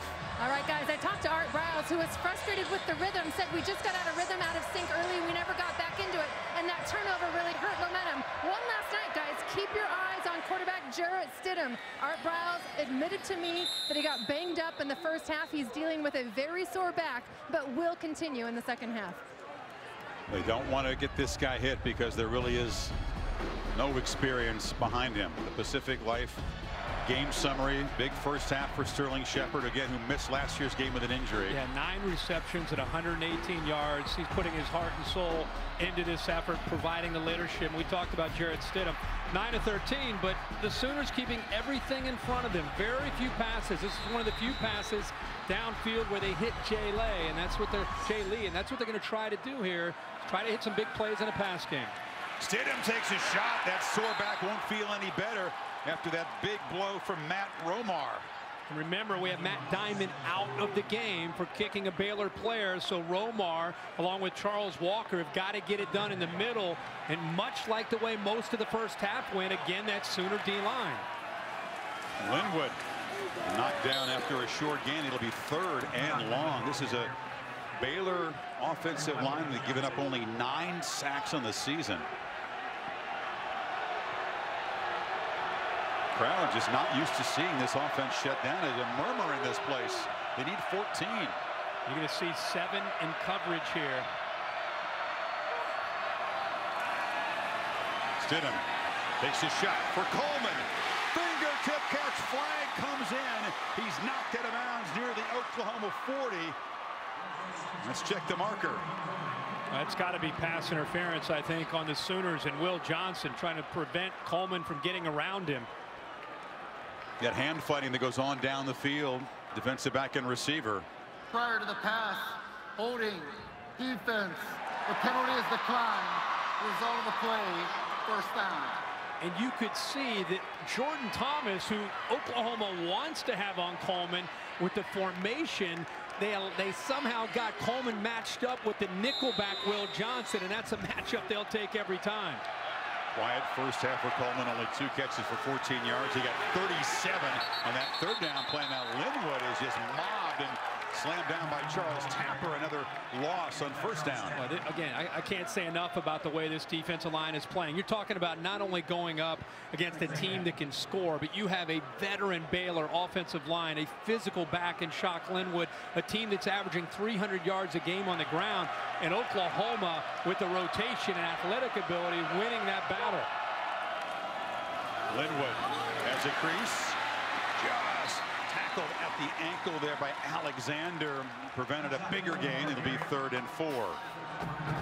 Very few negative plays for this offense. Only 40 all year. The Sooners did a very good job at grabbing him behind the line. On 3rd down, Linwood muscles forward. Don't even need to go forward on 4th down because they will move the chains to the 31. But Art Briles made an interesting point with Heather, talking about they got out of rhythm. They had some penalties and miscues and the turnover, and kind of got away from what they were doing early. Stidham Thought about running and now just dumps it off on the sidelines. That's Cannon making the catch. Quarterback knocked down again.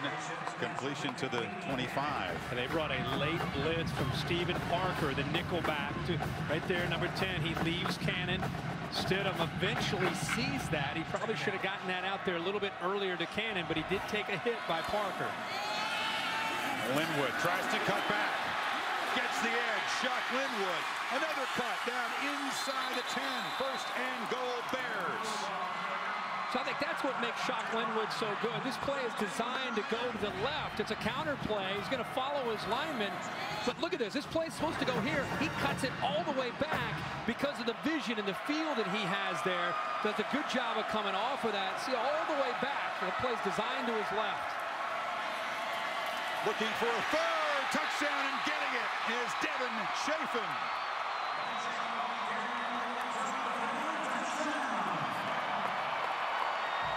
The big play, 37 yards, Kirk, in that 3rd and 14 to keep the drive going. And Chafin with the hat trick. It's kind of how the opening drive of the game started, really, for Baylor. 9 plays, 75 yards here. They go right down the field. 2:32 is almost identical to that opening drive to start the game for their first touchdown. The ATs have not been automatic tonight. It's Callahan who knocks this one through. And this game tied once again at 20. Baylor quick out of the starting gate in the second half, just as they were in the first. 3 touchdowns for 2-8.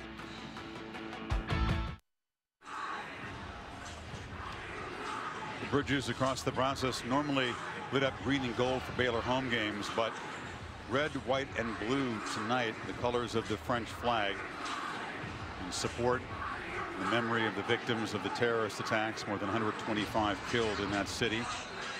Prayers for Paris from even as far away as Waco, Texas. And all of us here join in our thoughts and wishes.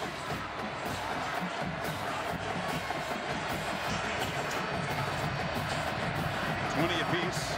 The Bears have tied the score quickly. Their first possession of the 3rd quarter. Evans' kick taken at the 4 by Alex Ross. He was a very dangerous returner last year. Had a couple touchdowns, but they haven't been that strong in this department this year. Celebrating its 11th year sponsoring the Good Hands Field Goal Nets. Allstate makes contributions to the General Scholarship Funds for each field goal and extra point kicked. Allstate has contributed millions to scholarship funds so far. This Oklahoma offense from the 26-yard line. Baker Mayfield so sharp. In command in the first half. Can they keep it going?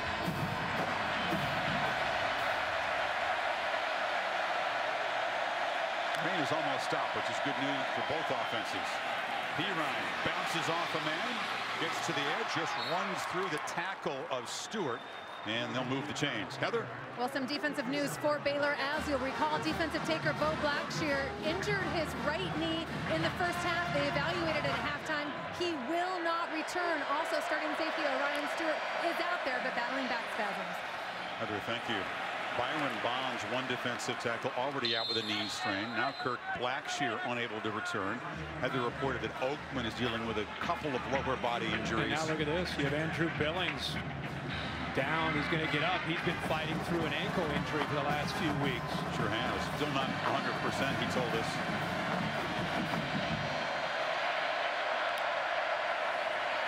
Mayfield pulls it, pump fakes, takes a shot, and throws it far side to Neal, who's knocked out of bounds at the 45-yard line. Here's a quarterback who's in rhythm right now. Yeah, no doubt about it. And they're starting to run the football. And when you start to run the ball, it opens up spacing underneath in this offense. And boy, he had Shepard matched up against Stewart there. Ryan hammers away at that short-handed defensive line. The linebacker Campbell came up to meet him. Oh. Baylor doing everything they can to hold up physically.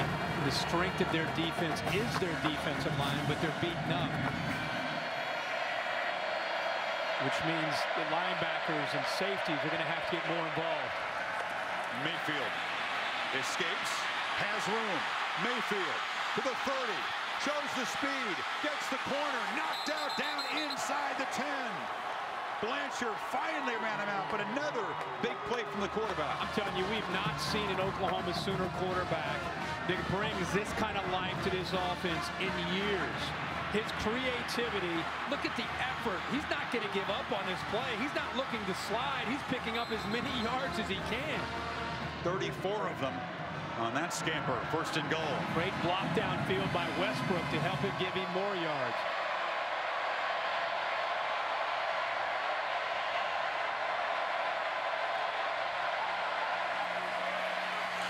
Ryan hammered immediately. That was Campbell coming up again to join in on the tackle with KJ Smith.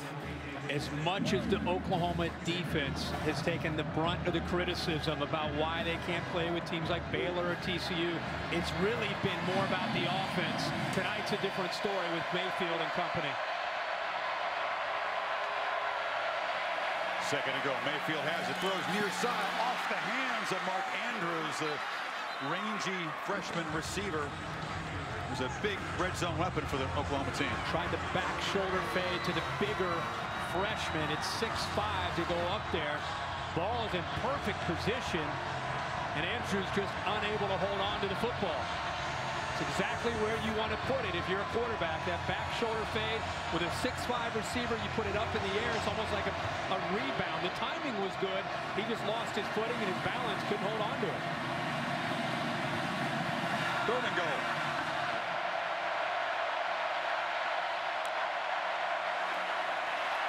Mayfield on a slant.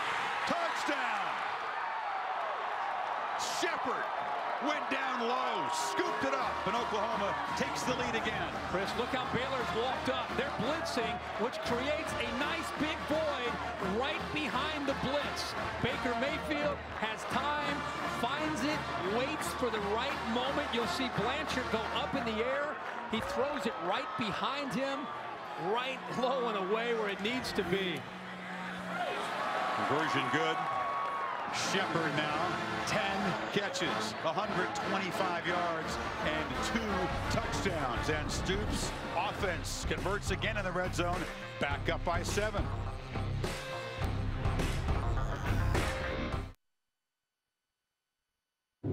Saturday Night Football, presented by Walmart. Stop by a store or visit us at walmart.com to share wonder every day. Ford, we go further so you can. And Chick-fil-A, we didn't invent the chicken, just the chicken sandwich. Conditions have improved for the blimp here. Aerial coverage brought to you by Goodyear. Everything Goodyear has learned making tires that go the distance inspires what they roll into yours. Goodyear More Driven, our official aerial provider. Rain seems to have moved off to the east. We'll see if both offenses get it cranked up. Each scoring to open this third quarter, and Oklahoma again has reclaimed the lead.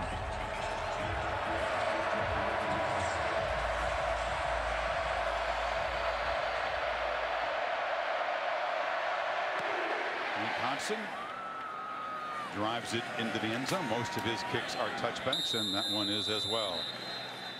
Well, Kirk, Tuesday night on ESPN, you're off to Chicago. It's a special time. The new college football playoff rankings presented by Goodyear will be released.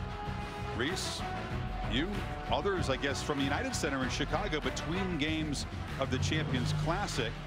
So we'll see how developments of today might change the committee's outlook. Alabama, be impossible to drop them after they hammered Mississippi State on the road. Clemson and Ohio State winning. Iowa involved with Minnesota tonight and lead by 6, but style points do count. They do, especially this time of year. Stidham wanted to take a shot downfield, and that just rolls and bounces the ball in there, incomplete to Hall. This offense that's known, Kirk, for all these deep shots. This is an example of what you're going to see. You're going to get a guy down here, a guy down here, but look at the Oklahoma Sooners in coverage. Look how tough this is to find an opening to throw the football to. Chafin the carry, and it's going to be third down again. Alexander on the stop. It's interesting that Mike Stoops has come up with a plan. He's looked at it the entire offseason, And it's all really relying upon having a dominant defensive line and playing the way they're playing physically at the line of scrimmage against the run game and pressuring the quarterback, which frees him up to drop linebackers and defensive backs in coverage against the big playability in the pass. On 3rd and 7, it's a slant off the fingertips of Coleman, who was closely covered. 4th down coming up, and more jawing between Coleman and DBs. Thomas. It's a tight window, and you know, Coleman, as good as he is, he knows when he goes in there, there's a chance you're gonna feel a linebacker. In this case, it was Alexander. Gets around Thomas. The ball is thrown where he can make a catch on it, but he short-armed it just a bit, fearing Dominique Alexander close it in. Bears had only 8 3-and-outs all season coming in. That was their 3rd tonight. Gaillett's much busier than usual. Not a very good punt. Bounced backwards. And let's see where they spot it. It will be at the 43 as Oklahoma takes over up 7.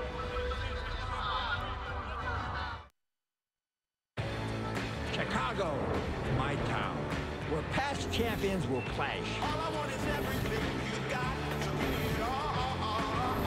And future champions will be decided.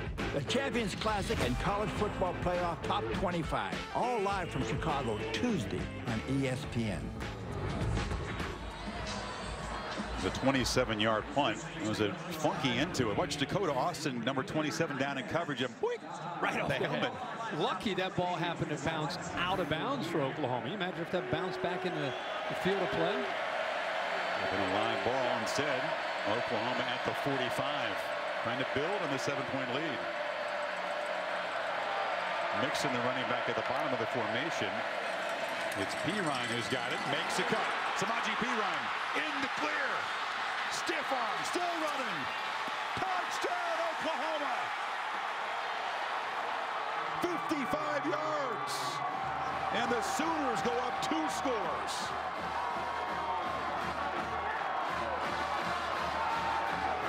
Physical, tough, and fast. I just cannot believe the job that Lincoln Riley has done with this offense, from the way they looked against Texas to where they've looked these last 5 weeks, including tonight.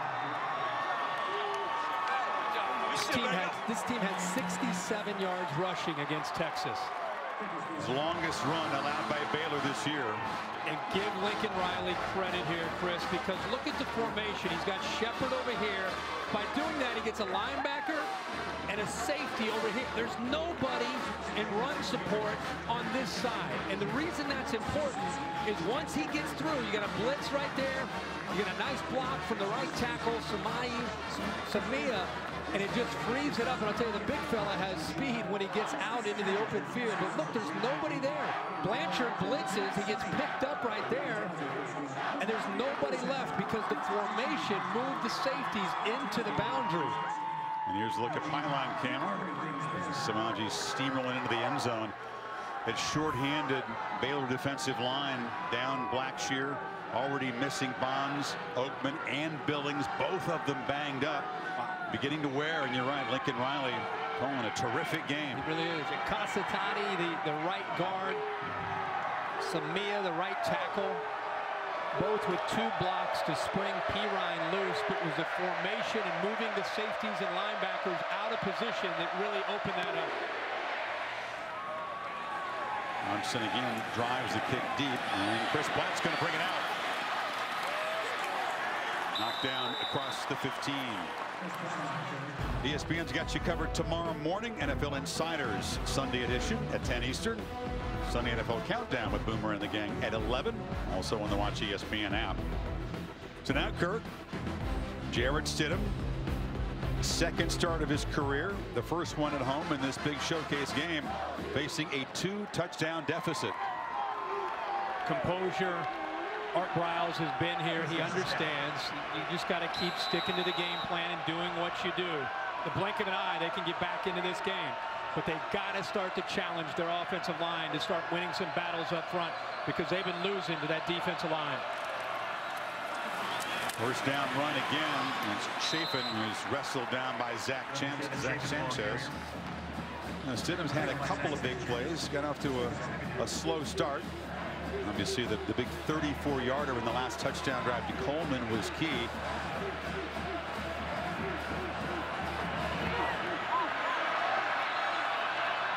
And the Bears just not in that rhythm, not playing with their usual tempo, are they? Not at all. An offense that snaps it every 16 or 17 seconds. Stidham breaks free and then slides down across the 20. It'll be a 3rd down and a long 4. There's an example again. There's just nowhere to go with a football. You've got underneath routes getting in this area right here, and look at the Sooners in coverage. You're a freshman quarterback. Where are you going to go with the football? Great coverage again by the Sooners.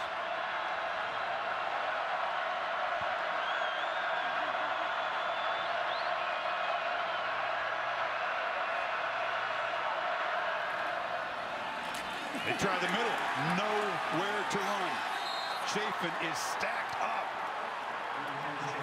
Oklahoma defenders getting stirred up. It's a 4th 3-and-out for Baylor. There's a star in the making in Charles Walker. You know how many great defensive linemen we've seen over the years in Norman? Charles Walker doesn't get the attention because of Tapper and some of the others.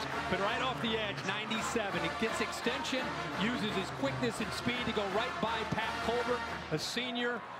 You're talking about Walker as a sophomore at 6'2" and 300 pounds out of Garland, Texas. A great athlete up front. Art Biles likes to use the tennis term that I feel like I helped introduce. Service breaks. Bears are having their service broken left and right here tonight. And Oklahoma now a chance to really take a commanding lead if they can find the end zone again midway in the 3rd quarter. The Allstate bus. Turner's joined us down here in Waco. You can enter the Allstate It's Good sweepstakes. Chance to win $100,000 plus a VIP trip to the Allstate Sugar Bowl and the National Championship game, as well as weekly prizes. What you just said is big in a game like this that can go potentially back and forth. A couple big stops. Oklahoma has been gaining momentum and confidence. It's a team that they've been embarrassed by the last 2 years. This is a huge possession, the way this game is going for this Baylor defense and for the Sooner offense.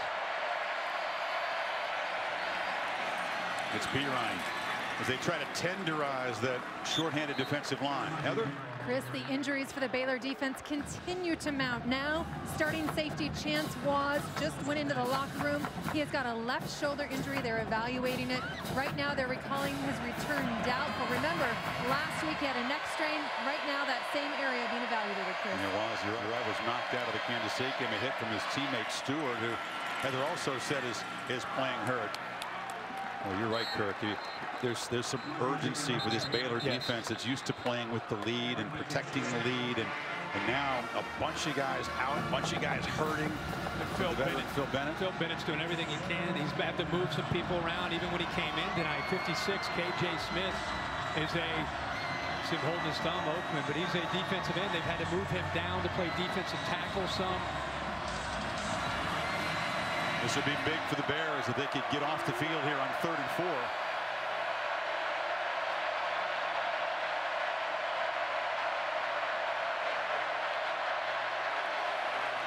Mayfield escapes. Gonna make the 1st down and more. Another scramble from the Oklahoma quarterback down near the 35.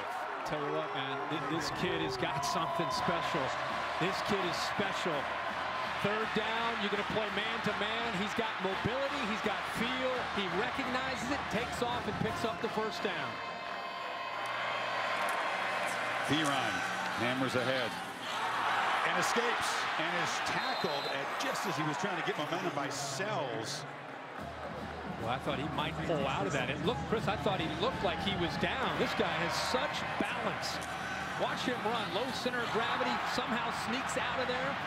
And if it were not for the effort by Sells, he's into the end zone again. Watch some of his runs this year. I think this guy's got tremendous flexibility. You're right. For a really powerful guy. That helps him. He's become such a more complete back, though. He's more agile. He's got more lateral movement. Last year, he was a bull. Mayfield loops the ball for Shepard, far side, out of bounds, overthrown. Lincoln Riley going for blood right now. This is Baylor-like what they're doing, isn't it? That's what I think. We're all sensing how big a possession this is, whether it's Lincoln Riley down there calling these plays or the viewers or you and I. This is a crucial point in this football game. Another third down. Bears are showing pressure. Now remember, when they've showed this blitz, he has an opportunity to be able to try to get the football right here to Sterling Shepard.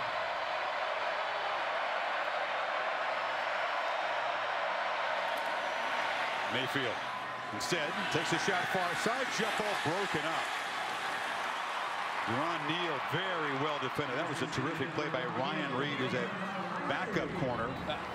He has been a starter in the past, and he is stride for stride here. Does a good job. That is textbook right there by Reed. He sensed the hands and the eyes of Neal, and that's when he threw his arm up to knock that football away. Great play. Oklahoma going for it here on 4th and 5. Baylor brought pressure the last play, Chris. Let's see if they bring pressure again and create those one-on-one matchups. Huge play. Mayfield, screen, Shepard, cannot escape, brought down, and Baylor makes a stand. 11th catch for Shepard, but couldn't escape Terrell Burt, and the Bears take over. Well, that's, Burt's involved, but the guy who made the play is Trevon Blanchard by getting around the block, potential block of Mark Andrews. It's a big-time stop here by Baylor. Watch 48 off to the side here. Does a good job of working around right there. Works around. Andrews gets involved, forces it back inside, and that's where Burt and the rest of the Baylor defenders were. But we talked about how important that possession was before it started. They got to stop, and now you see what Baylor can do here offensively.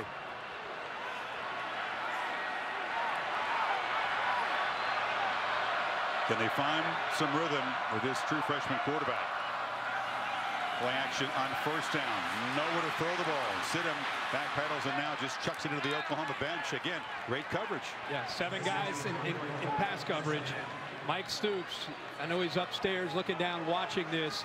This plan that was put together is working up to this point, and it has everything to do with keeping people in coverage and dominating the line of scrimmage with a great defensive line.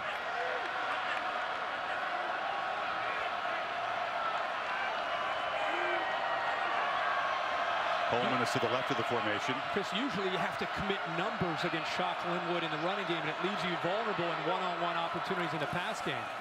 Play action, they flip it across the middle, catch made, blow delivered, and still running is Gus Penning, the tight end with a huge play down to the 30.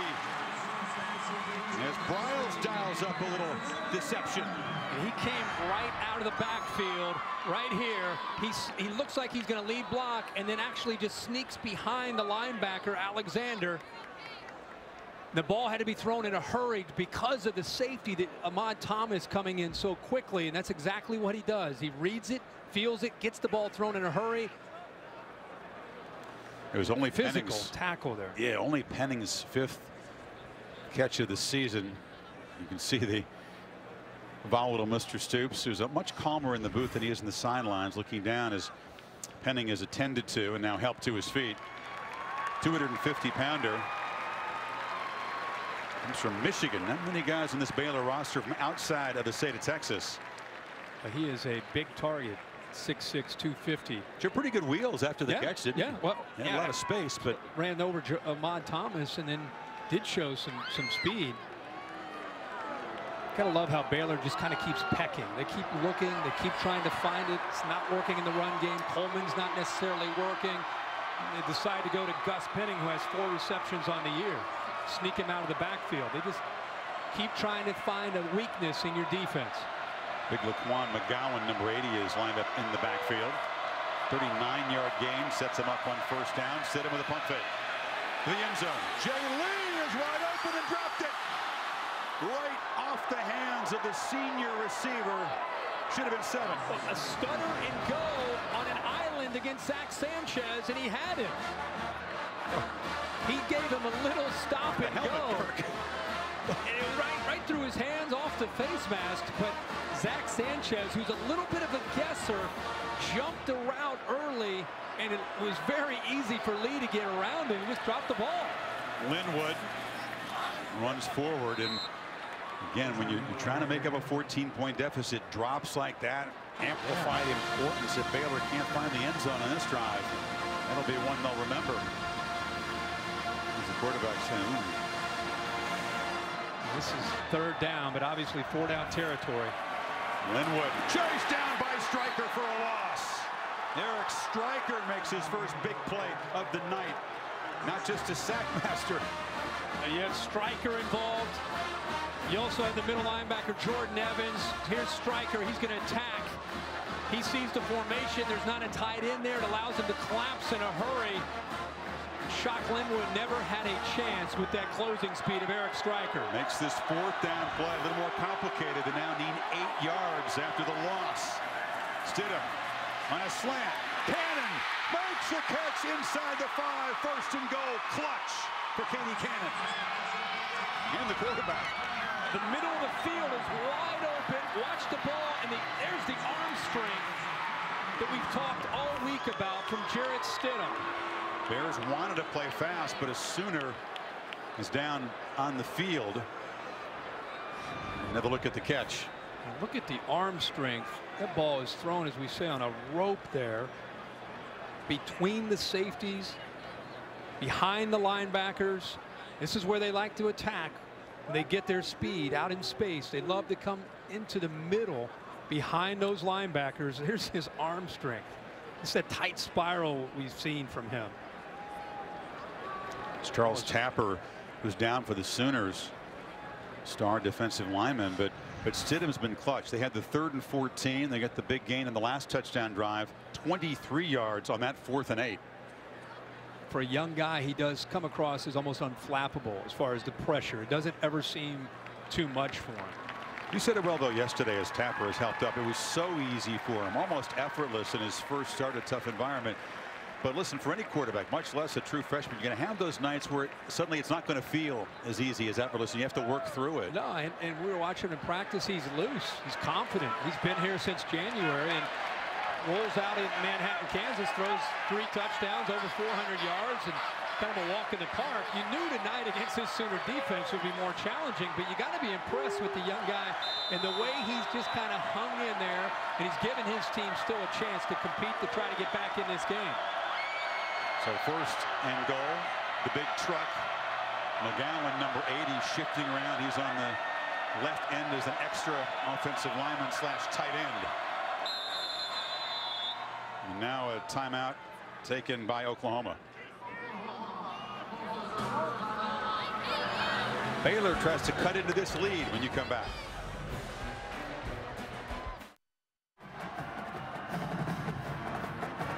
Baylor Bears used to pretty easy victories. Nothing easy about this one. They still face a 14-point deficit, but have a 1st and goal at the 5. They have been physical when they've had their chances tonight inside that 5-yard line. Devin Chafin, usually 28, has been in there. Their power back. Both teams, Kirk, have been perfect in the red zone. Each 3 for 3 with touchdowns. What do you think? Throw to the big fella, McGowan? Big 80. He's got great hands, very soft hands. He's in the left side in the tight end position. Chafin already with 3 touchdowns. They fake it to him. Throw to the big fella. 410-pound touchdown. Art Brown's in a twinkle in his eye. He said, come on, you get involved the big fella so you might see something. That's what I thought. If there's ever a time to see it. 1st and goal. The big 400-pound tight end. You got to get him the ball. The only other time he's had a chance was in last year's bowl game against Michigan State. We saw him in practice. We were mesmerized by how soft his hands were, catching balls one-handed. He's a terrific story, too. He wanted to be an NBA star growing up, kind of outgrew that. Went to high school at a boys' ranch, which he actually asked for. Gave him discipline, direction in his life, and you can see the talent.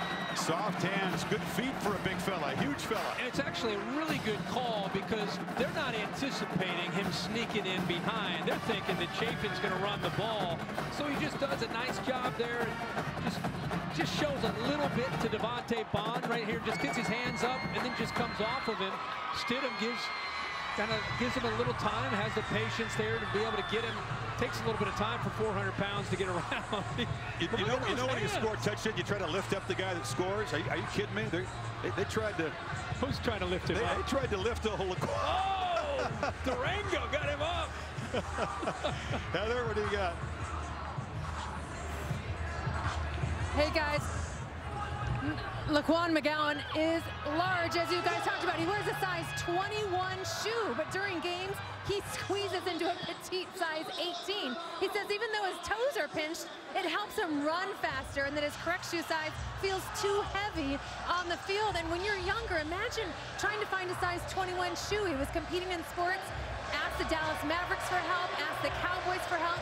They didn't have shoes big enough, so Shaquille O'Neal sent him shoes when he was playing for the Phoenix Suns, so he'd have some shoes big enough. Kick goal bounce out of bounds. All he does is score touchdowns, Kirk. 3 career receptions, 3 touchdowns for Big Laquan. Let's go to Cassidy Hubbard for an update from the studio. Thanks, Chris. Taco Bell studio update. Houston came back from being down 20. Memphis with a chance to retake the lead, but Jake Elliott misses the 48-yard field goal. Houston survives to stay unbeaten. Meanwhile, Stanford needed a 2-point conversion for the tie with seconds left, and Kevin Hogan incomplete pass. Oregon upsets Stanford 38-36. Chris, hurry, back to you. Wow, what a huge win for Helfrich and the Ducks, and that's obviously a critical loss for Stanford's playoff chances and probably for the whole conference's chances. As I said this morning, if Stanford were to lose tonight, get outscored by Oregon, that could really crush the Pac-12 and their chances of getting into that top 4 remainder of the way. Utah, I suppose, only the glimmer of hope from that league. So the Sooners up only 7 now. Handed to Pirine, who breaks another tackle, gives another stiff arm, and makes another good first down gain. Now, there's a flag. A helmet was ripped off one of the defensive linemen. That was Billings who lost the hat. I don't think it came off on its own. Well, there were 2 guys just swinging at each other. Jonathan Alvarez, the left guard, and you said Billings. Boy, they were going after each other. Reggie Smith trying to sort things out there with his crew. They've had their hands full tonight. Been a hot-tempered game. Mental mistakes on both sides. Personal foul, hands to the face. Offense number 68. Caused number 75's helmet to come off. 15-yard penalty from the dead ball spot. It's second down. Number 75 may remain in the game. Jonathan Alvarez guilty of the penalty. And that'll mark him back 15 yards. Wow, again, another a penalty which is just kind of a guy losing his composure. It's been typically the big guys down in the pit who've done so. That is a crucial penalty that puts the Sooners way behind the chains as the rain begins to fall again.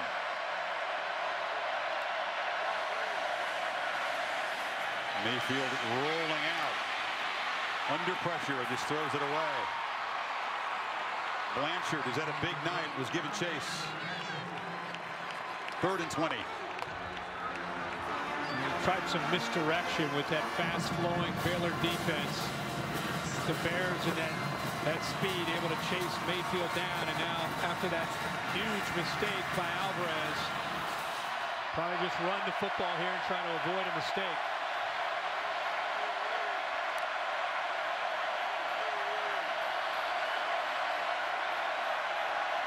Energy is back in McLean Stadium, big time. They do hand it to Pirine. He's got a squadron of blockers, but the Bears defense knifes through. That was Edwards and Blanchard combining. Oklahoma will have to punt. You're right. You can feel a different energy in here right now after the touchdown. And now they get a 3 and out to get the ball right back to Jarrett Stidham and his Baylor offense. But again, that major penalty just really killing that drive. Seibert, an excellent punter. Not one of his better efforts. Hawthorne comes up, bobbled it, tried to make the fair catch. It bounced back into his hands. Now they'll wrestle for it at the 32-yard line. Still trying to sort out who has the football. Baylor's going to keep it. As Hawthorne dodges with him at a huge mistake. You said the rain has come back. That ball wet again. Got his legs there to help him. How lucky was that? Yeah, if he didn't have his legs, his knees to help him, I think that ball bounces on the ground right into the hands of Jordan Thomas. Absolutely. Jeez. A knee catch. The elements, once again, perhaps a factor. We thought the rain would move out. That's what the forecast called for. It stopped for a while. Coming down again, and the wind kicking up as well. Still a long way to go in this football game with the way these two teams potentially can move the ball.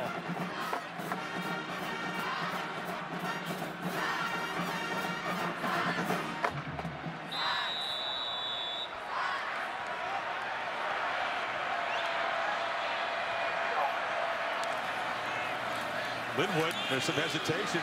Stidham wanted to pull the ball. Linwood didn't want to give it up. And the quarterback keeps it for a short gain. That's a zone read play with a quarterback and the running back. Remember, they're not sure who's going to get it depending on what the defensive lineman does. And Walker doesn't really commit. So you got Linwood saying, you better take it. And you got Stidham saying, you better take it. You're lucky to get back to the line of scrimmage. Now Stidham fires. Intercepted. Zach Sanchez has got it. Weaving his way down inside the 30.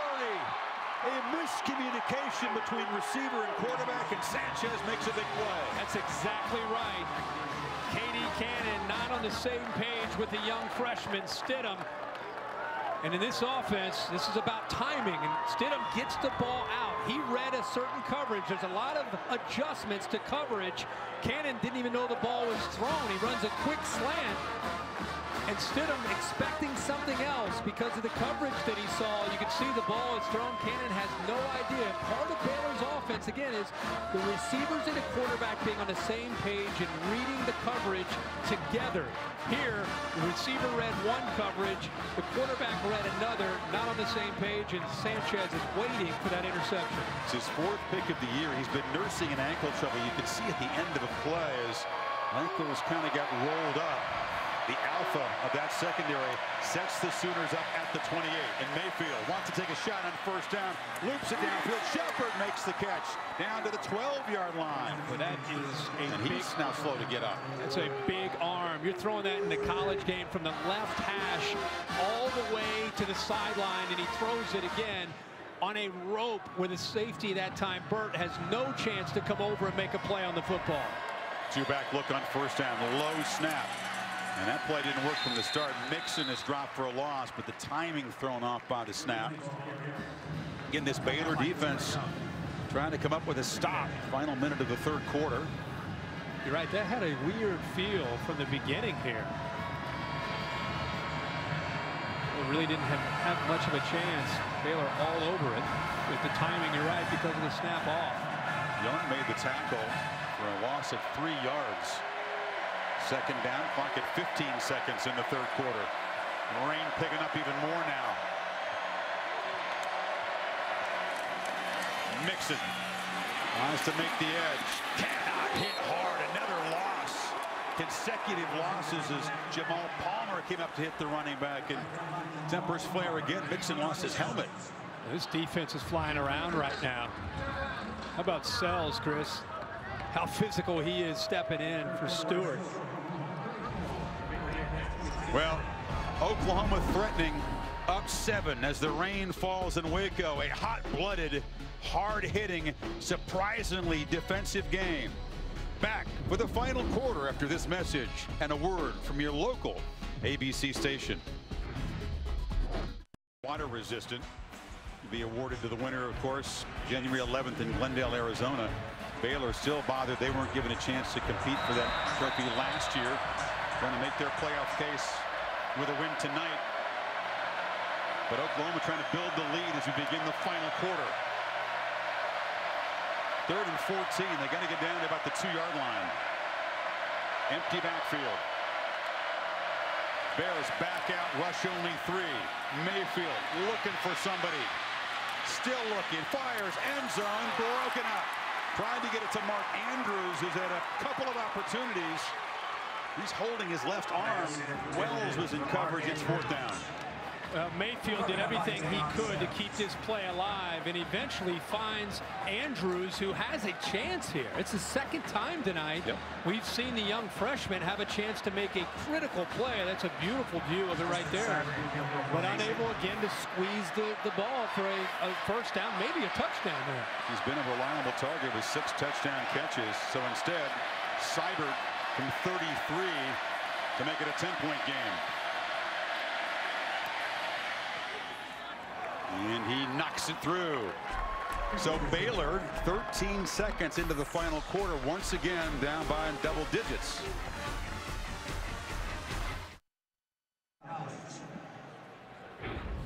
Pacific Life game summary as we begin the fourth quarter here. Each team with a couple of touchdowns in the third quarter. Shepard having a monster evening for Oklahoma. 12 receptions, approaching the single-game Oklahoma record, which is 15. He's got a piece of that record. He's trying to make up for the last 2 games against Baylor in one night. Trying to put 3 into 1. Thompson to boot it away. Sooners will work into the wind here in the final quarter. And this kick will not reach the end zone. And Ishmael Zamora has a chance and gets a couple blocks. Zamora runs by the kicker to midfield and knocked down inside Oklahoma territory by Stephen Parker. But a big play from the special team sets up Baylor. Boy, what a great job. And, you know, the coaches told us about Zamora and his big playability as a wide receiver. And he is a big, rangy guy as a freshman. It's 6'4", 220. And I tell you, the kicker just slowing him down just enough allowed Stephen Parker to eventually catch up to him. But that was just great blocking and hitting the crease and having some natural ability in that speed at 6'4". Zamora with a 58-yard return. And now Stidham set up at the 49, or 39, I should say. And feeds it off to Linwood, who's wrestled down.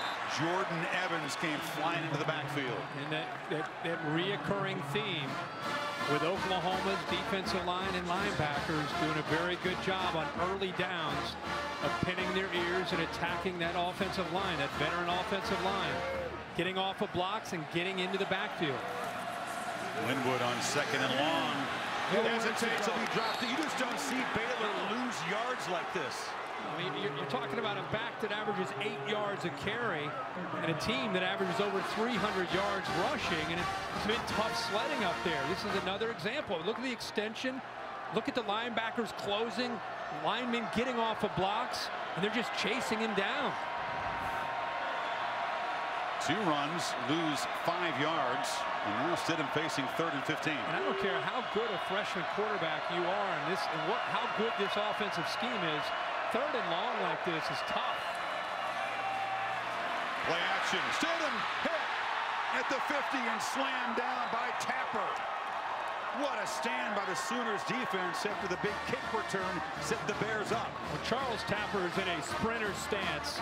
You know, he's had 5 sacks in the last 2 games coming into tonight, and there's nothing that Stidham could have done here. Watch the speed rush right here. Watch how quick Tapper gets by this offensive line. Kyle Fuller, one of the better linemen up front, just cannot deal with the leverage, the speed of Charles Tapper that time. As I said, 3rd and long, you know what's going to happen. And Tapper pinned his ears back and just put that speed rush on him. I figured, Kirk, no way in that series are they going to ever punt the ball. But Stidham was hurt in that sack. And on 4th and 21, Riles, as much as he hates, has to punt it away. Coverage team does a great job. They hustled down. And that was Patrick Levels just dropping the ball at the 1-yard line. So the Sooners up by 10 will start from the 1 as Pylon Cam shows you this nifty special teams play.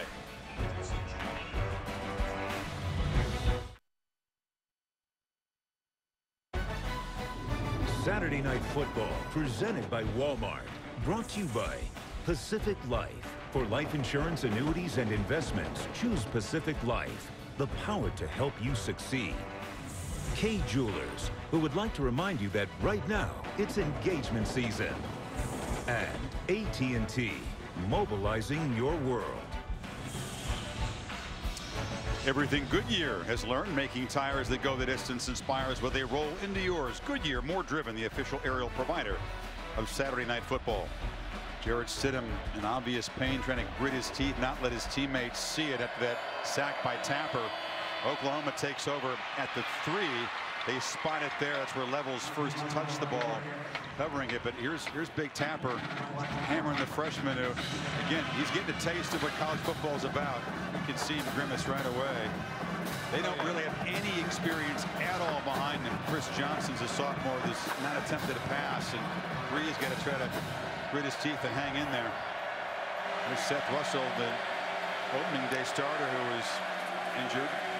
And second down, Mixon hammers forward across the 10. It'll be third down. Kendall Briles visiting with Stidham. Seems to be okay. Make sure he's ready to go back out there and clear his mind and get ready to play football. Meanwhile, Mayfield chased around on third down, barely saved out of the end zone. They rip at the football and drop him at the 1. Jamal Palmer, and again, Trevon Blanchard in there. Yeah, Blanchard's had a heck of a night for this Bears defense, and you gotta love Phil Bennett's mentality. He's got to pin back. Let's pin our ears back ourselves. We've seen Oklahoma doing that a lot. I think we've called Jamal Palmer and Trevon Blanchard's name more than anybody else on this defense tonight. They've been out on the edge. They've been blitzing from the outside, making plays against this very talented Oklahoma offense all night. Oh, you're right. Phil Bennett doing a heck of a job staying aggressive. Both three long, athletic guys. Blanchard had the pick earlier. Seibert backed up in his end zone, and this very, very good freshman punter drives them back to the 45-yard line. So Jarrett Stidham gritting his teeth, back to work with good field position as the Bears, with 11:01 to play, try to cut into this lead.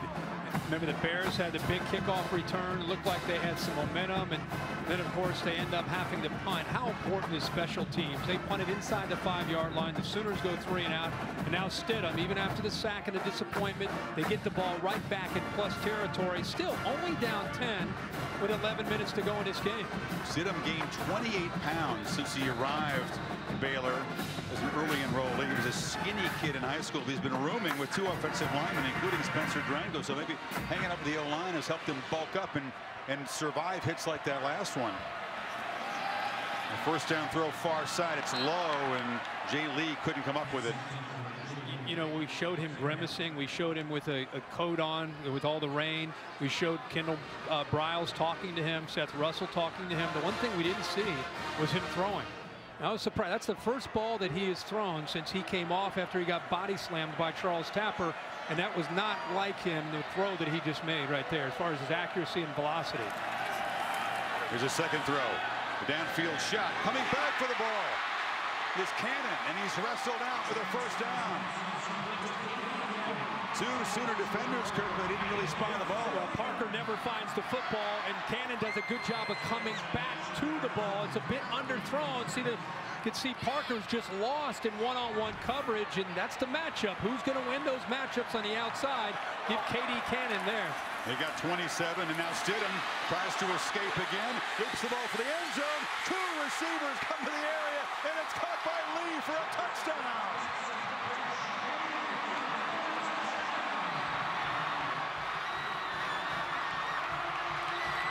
Cannon, meanwhile, the second receiver who almost collided with Lee, is down in the corner of the end zone. Not how they drew it up, but they'll take it. Right. Anytime you see 2 receivers in the same area almost crash into each other, there's a mistake. But you're right. See Lee coming out, and right there, the ball's thrown to Lee. How Cannon got involved, I think he started to improvise a bit. That ball is thrown right over the shoulder. Sooners defense confused there.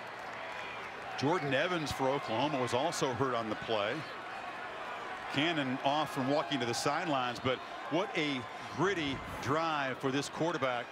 An obvious pain, comes out, uses the field position, and now Baylor, a PAT away from making this a 3-point game. These have not been automatic tonight. Callahan Into the hole of Cole Edmondson. No problem that time.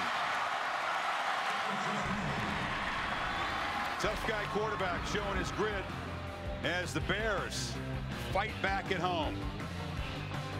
3-point game in Waco.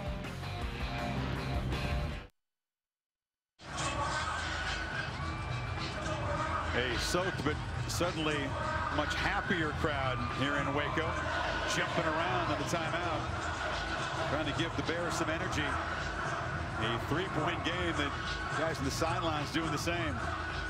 I remember seeing that sign over the years when the Bears were underdogs and pulled off surprises, coming in as favorites tonight over Oklahoma. Had their hands full.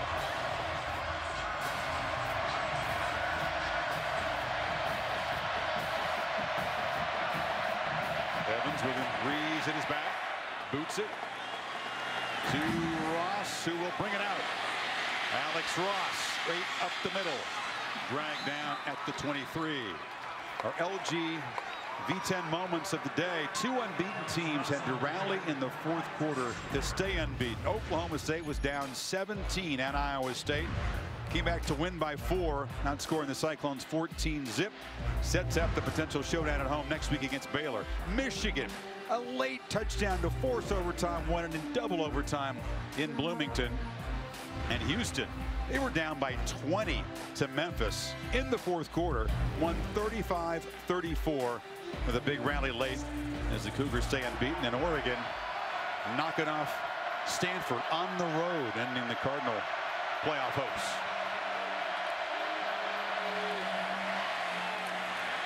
Mixon. Bears string him out, dropping for a loss. You saw Sean Oakman get penetration to slow Mixon down. But how about the rest of this defense? Anticipating run and beating Mixon to the corner there. They tried to outflank him. There's just nowhere to go. Watch the speed of this defense. Oakman gets some penetration, slows him down. But look at the outside there. Look at all those black jerseys. And Trevon Blanchard again just selling out with effort on that play. Mayfield rolling, chased. Throws it into the benches. He's dropped. A flag comes in. Blanchard was pressuring him. So was Palmer. Mayfield slow to get up. Personal foul, horse collar tackle, defense number 48. 15-yard penalty, automatic first down. Actually wasn't a tackle. He did grab the horse collar of Mayfield. That's Blanchard there as he was throwing the ball away. Blanchard again with that speed, but right there with the right hand, pulls the back of that jersey. Right in front of the referee. Such a potential for injury on a tackle like this. Pulled backward, you could see Mayfield grabbed his leg after the tackle. Looking at the ankle or the knee. He's up though and ready to play the next down. Improves the field position up to the 32. Mayfield still easy. Now both quarterbacks are trying to play through some pain. Now it's Burt, Terrell Burt, the safety, just in the secondary on his back. That was a called injury by Baylor's Ryan Reed, number 9. He told Burt, "You're supposed to be hurt. Go down." I've never seen anything like that in my life. Watch this. He actually goes, "Hey, go! No, you're hurt. You're down." "Oh, okay, man. I got you." What? What are we doing here? What are we doing? Hey, did you say that's a called injury? Yeah, he's like, "Oh, yo, you're down. You're down." That is awful. I'm not sure that actually even helps the defense at that point. I mean, Mayfield was hurting himself. Now he's going to fake a limp? I mean, that is Bush League. I don't get that. That's the kind of thing that you like to criticize soccer, one of my favorite sports, for that kind of acting job. No, but I mean, this is football. That's unethical. You don't do that. That's awful. Now he's gonna fake it all the way through and then hustle back out. Play or two later. Was he possibly hurt, then got up and tried to get off? No, he was ready to play. No. Well, they're carrying through this thing. They're continuing the charade. First down. Mayfield had time, escapes, has a lot of room. Mayfield shaking, diving to midfield. He is ripping his arm. Both quarterbacks just battling through some pain, but they move the chains again. Again, man-to-man coverage with an athletic quarterback. You've got to be very careful. If you're not going to spy him with a linebacker, he's going to have a lot of room to run. In fact, we've seen Baker Mayfield tonight recognize that man under coverage and take off and run and pick up big yards. He's got those rubber pellets that are in the field. They're all over his face, his face mask. He didn't care. Ryan muscles forward for just a few. You know, you talk about this conference, Kirk, and now it's all about finesse, and they don't really hit or tackle or play defense. We are seeing the opposite of that tonight. Oh, without a doubt. If people have not seen a lot of Big 12 football, they have to be appreciating the contact, physicality, the way these teams are playing on both sides of the football. Yeah, you're seeing some points, but you're seeing two defenses flying around and make some plays, too. You're seeing two defenses that are really going to be under stress, aren't they, in the final 9 minutes, because both offenses have begun to crank it up and run lots of snaps. Play action on second down. Mayfield has time. Can he find a receiver? Flips it complete. First down at the 40-yard line. That's D.D. Westbrook. And he took a shot at the end of the play. And what he did there is he was trying to get the ball to his main man tonight. Throwing the ball to Sterling Shepard, but he's taken away. Watch him come off of him in the middle. Shows the patience, and then eventually D.D. Westbrook breaks free. Good job of improvising there by Westbrook, and a nice job by Mayfield of seeing him. Yeah, good toughness. The receiver had to know he was going to take a big shot after that catch. Ryan hammers ahead. Brought down by the ankle, but he's got a first down inside the 30. It was Singleton saving a touchdown. Yeah, he follows Orlando Brown, the freshman left tackle, and Jonathan Alvarez. Watch the two big fellas lead the way on a counter play. Opens it up, and again, he's got acceleration for his size at 230. 157 yards for Ryan.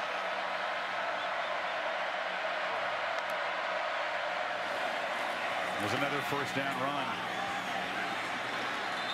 Hard-earned yard. There's Baylor linebackers and safeties starting to really get involved in the run game.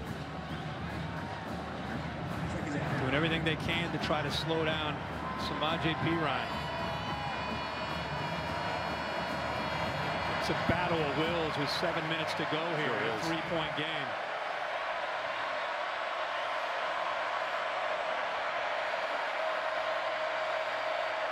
Sooners using some play clock here. Second down throw, near side, catch made. Shepard out of bounds. First and goal, Oklahoma. It's one-on-one matchup. Sterling Shepard matched up against a safety, Singleton, who is in this football game right now. Look at the cushion that Singleton gives Shepard because of the appreciation and respect of how he can get by him vertically, but a mismatch when you have your best receiver and the quickest receiver up against a backup safety, and that time Baker Mayfield was able to locate him and make a nice throw. Targeted 15 times. He's made 13 catches. He goes out now. Andrews, the freshman, has had a tough night. Back in the game to the right of the formation. And the clock was running down, and Oklahoma has to spend its second timeout. Soup's frustrated. Did not want to get back to 5 yards there, that's for sure. I think Bob wants this one tonight. Yeah, he's got a little bit of fire going tonight. He sure did. In the pregame warm-up, he was extra involved. He would love to throw the headset, but he can't. You can see the visor and the hood. And let me throw that thing. Can I?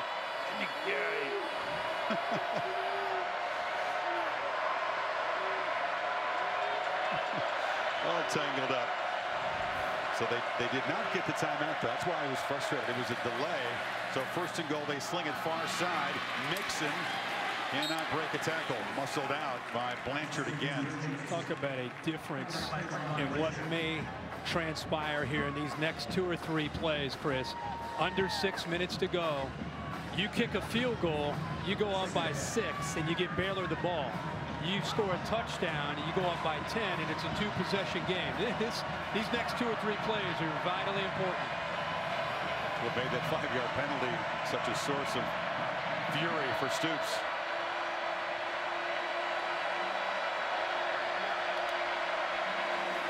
Fake it to Mixon. Mayfield on the run. Keeps it knocked out inside the 10. So it'll be 3rd and goal. They'll spot the ball down at the 7. We've seen Sterling Shepard in some of these red zone areas check out of the game for the larger Mark Andrews at 6'5", and looks like Andrews will come back into the game, but this time you're going to see Sterling Shepard stay in the game. Be lined up in the slot. There's Andrews.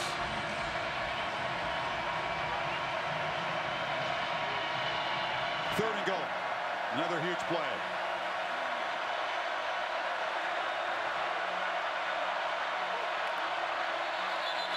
Bob Stoops calling a timeout. He was kind of working the sideline, prowling towards the official. I couldn't tell if he was going to make the call or not. Now what will the Sooners call? 3rd and goal. Coming up next.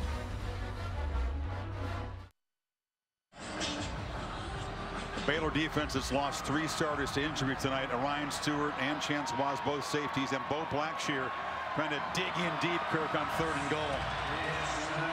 Oklahoma comes out in the exact same formation where they have the taller receiver Andrews and also Shepard right here in the slot. Ryan is the back.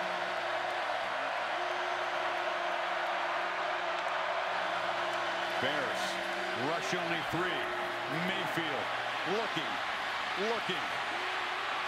scrambling, retreating, fires to the end zone for a touchdown to Flowers.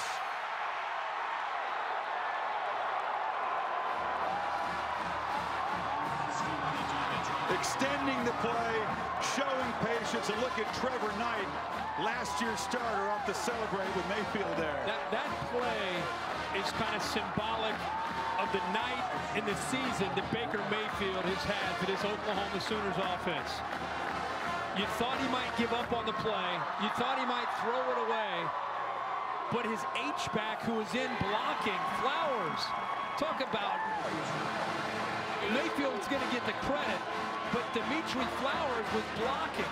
He wasn't even going out for a pass, and he turned around and figured out, keep your eye on this guy right here. And this play takes a long time, but he is in blocking, waiting. You think he might run, and then he decides right here to take off and try to get out into the open field. I can't believe none of the linemen went downfield. In fact, the freshman, Samia, the right tackle, actually did. The right tackle, 75 from Oklahoma. He's almost near the goal line. You can't blame him. Mayfield was failing for 15 seconds back there. But Flowers has made 2 catches tonight, both of them huge. One setting up a touchdown, and now that touchdown gives Oklahoma a 10-point lead inside of 5 minutes to go, and may have been their crucial play to help the Sooners get some payback against Baylor. I cannot say enough about Baker Mayfield.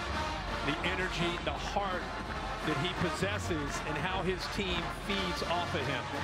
Remember, he made the mistake to Blanchard and had the report. He went right away to the offensive line and took ownership of the mistake. He said, guys, hang with me. I'm going to make up for that. And he's played beautifully since that mistake. Yeah, without a doubt. I mean, this whole offense has done such a remarkable job since the game in Texas against the Longhorns, where they lost and had a miserable day offensively. I'm just wondering, they couldn't find a scholarship for him in Lubbock? No doubt. I'm just saying. This Platt gets the edge and he gets knocked down at the 30-yard line. So Baylor's got to show serious urgency. Over on ESPN tonight after the Wazoo-UCLA game. Stick around for SportsCenter at night. A recap of another eventful Saturday in college football. SportsCenter at night also streams live on the Watch ESPN app. Remember, you're talking about a Baylor offense that specializes in scoring in under 2 minutes. I mean, they can score in a hurry, and that's exactly what it's going to take right here from Stidham and his group of wide receivers to make some big plays, something that's been tough for them to do against his center secondary. Stidham, downfield, intercepted. Tried to take a shot. Ahmad Thomas came across and made the catch, and that might do it for Oklahoma. This secondary given so much abuse and grief, so embarrassed at the last two meetings. How sweet is this celebration? Well, it's an amazing way to potentially wrap this up. Mike Stoops deserves a ton of credit. He's taken so much heat in Norman for the way his defenses has performed in some of these bigger games, giving up a lot of points, giving up a lot of plays. They put a plan together, and his players went out and executed it tonight. Ahmad Thomas, in the middle of your field, he actually does a good job of reading the eyes of the young freshman quarterback who stared down Jay Lee. One of the few times we've seen him make a mistake, show his youth. He stared Jay Lee down, and Ahmad Thomas, the junior from Miami, read it and jumped it and comes up with maybe the play of the game. Third turnover for the Bears, who are -2 in that department. They were +11 coming in here on short gain. Again, look at the last couple years. Rush yards, 377. Pass yards last year. They got ripped up on the ground a couple of years ago. Didn't have a takeaway in either game, Kirk, the 3 tonight. Yeah, I think that's the difference. I mean, you can see there's still some points being scored, but when you defend Baylor, I got news for you. I don't care who you are. You're going to give up some points when you try to slow these guys down. And I think there was a different plan. There was a different level of confidence in the secondary tonight from Oklahoma and on the defensive line. I mean, those are the two areas. When you look at them the last 2 years on film and you look at them this year, totally different group of athletes on that defensive line, depth, and that secondary, they played their hearts out. Now, we wondered, Oklahoma came from 17 down to win overtime in Knoxville, just failed to show up in Dallas. Everything went wrong against Texas. You wonder what's going on in Norman. There's no energy, there's no vitality. But Sterling Shepard told me they had a players-only meeting, a team meeting. They told the coaches, hey, we got to start practicing faster with more urgency, playing faster. And this team still had a lot to play for at that point, but we wondered, Kirk, with the last 4 games, they were blasting people, but how much of that was level of competition? How good really was this team? We're finding out tonight. And that was only fair. It was only fair to look at how much they had improved from Texas and to wonder, you're right, is it because they're playing Texas Tech and Kansas and some of the others, or is it because they've actually improved? And I think tonight, especially on the offense, from where they were that night that they played in Dallas to where they are now, it's a totally different feel and different looking team. Of course, in the Big 12, it was all going to be about the stretch run for all of these contenders, and Storman and Norman were calling it as TCU comes calling. Tremont Boykin had to leave the game, an ugly win over Kansas today with an ankle. We certainly hope he is okay. And then Baylor, if they don't come back here off their first loss, got to go regroup and play in Stillwater, where they've had their problems over the years. And Oklahoma State survived today in Ames and remain unbeaten. And remember, everybody has to go to Stillwater, all the contenders. Baylor and TCU Friday after Thanksgiving, and then Bedlam, of course. Mayfield steps up, delivers. Shepard, one more catch. Shepard spins and knocks down at the 40-yard line.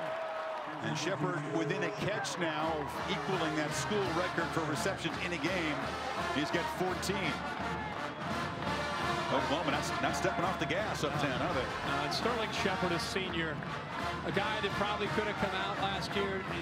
His father played for OU. The story's well documented, how he was around the locker room after his father passed away. Bob Stoops reached out to him when he was just a little guy, and he grew up around the locker room, grew up loving the Sooners, and he's done everything he can these last 2 or 3 years. He's been disappointed at times, and trying to put it all together tonight, has had a career night. Perine in first down. Shepard again knocked out in the first quarter a couple of years ago in a loss. Couldn't play at all last year. Was injured, had a groin injury, had to helplessly stand and watch his team get blown out at home. And you just sense every Oklahoma player we talk to, the eagerness, the energy, the anticipation for this game tonight, and it's played out. Yeah, their pride was on the line. You know what I mean? They felt that, you know, all due respect to Baylor and what Baylor's done to them, a lot of these guys have lived it.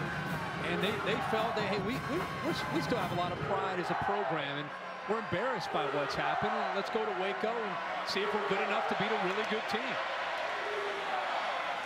Perine, short gain. Talked about since that Oklahoma game, this is going to be the 5th straight game the Sooners have gained 500 yards offense. Their streak of 50-plus points may be stopped, but this is an offense that's going to be very difficult for anybody to deal with. Yeah, especially with Baker Mayfield, the way he's playing. And, you know, we heard this week about Jason White, who won a Heisman Trophy, and Sam Bradford, who won a Heisman Trophy in Norman. And you start to look 9 or 10 games into a season, and you compare what Baker Mayfield has done to 2 guys that won the Heisman, and you start to look at his numbers. Should he be in the mix, you think? Absolutely. In the conversation? Because he hasn't been. He's been basically overlooked. He should be. He should be. I agree. This is the kind of game that can elevate you. Here's a keeper for the quarterback. Still running around and just slides on the red carpet for a first down. And they'll continue to chew on clock. And that could just about do it. Baylor with just 1 timeout. Because what doesn't show up, and if you watch this game for 4 quarters and you watch this team play this year, they feed off of him. That's the difference. The intangibles, the heart, the fire. Again, I have not seen an Oklahoma quarterback in a long time that had such an impact on his team. So it's not just putting his stats next to these others.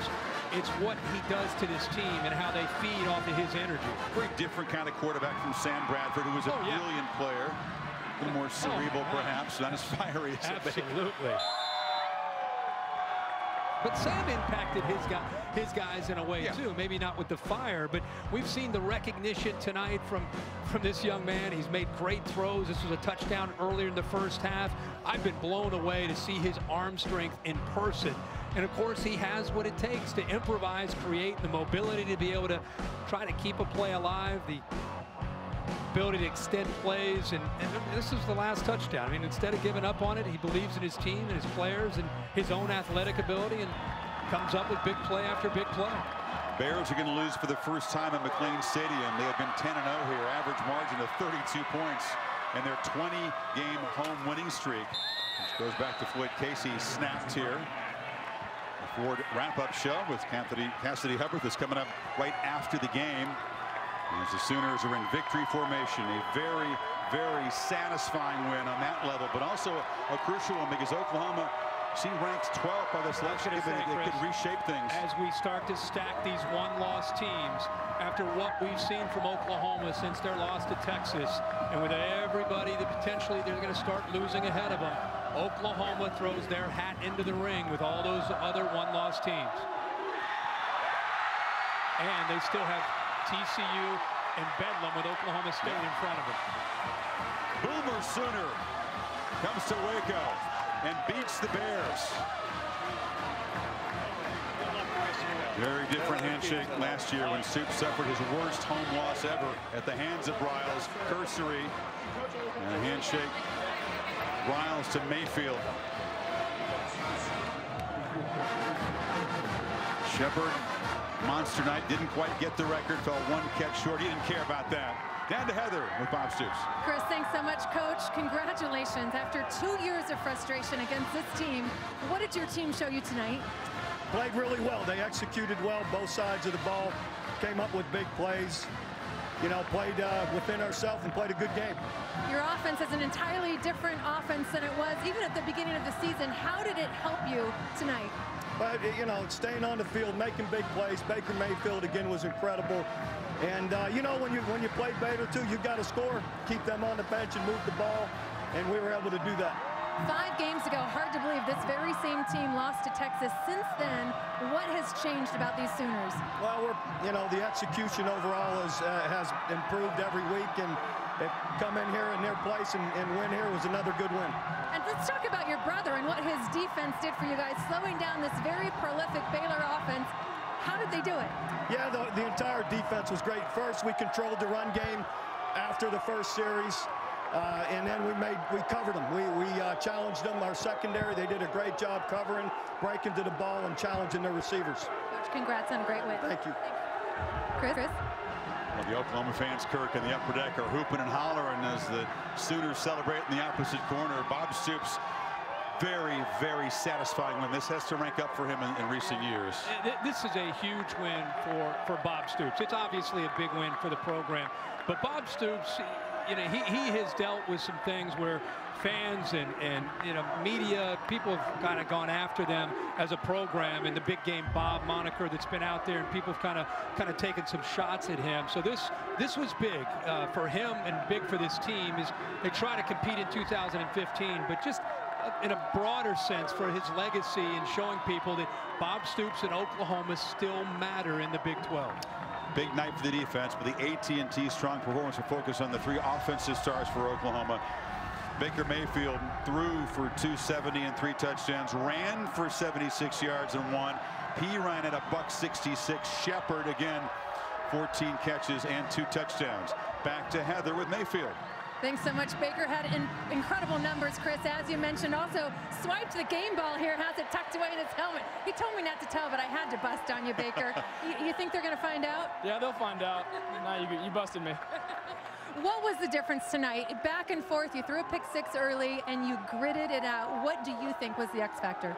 Just focusing in and doing our job. I mean, that interception's all my fault. If I'm going to miss anywhere on a pass, I got to miss outside, and that kid made a good play on it. And so I learned from my mistakes, and I was more aggressive from there. I heard you go to your offense after that interception and tell them, you know, what you just said. It was my bad. It won't happen again. Where does that belief and that confidence come from? I believe in my guys, and right now we have an incredible team. I believe in us, and I think we can go wherever we think we can. So I'm proud of us. And so I'm confident in us right now, and that's where it comes from. What has changed about this offense and this overall team? Five games ago, we saw you guys lose. Now we see you guys just conquering the world out here with an incredible offense. What's been the difference?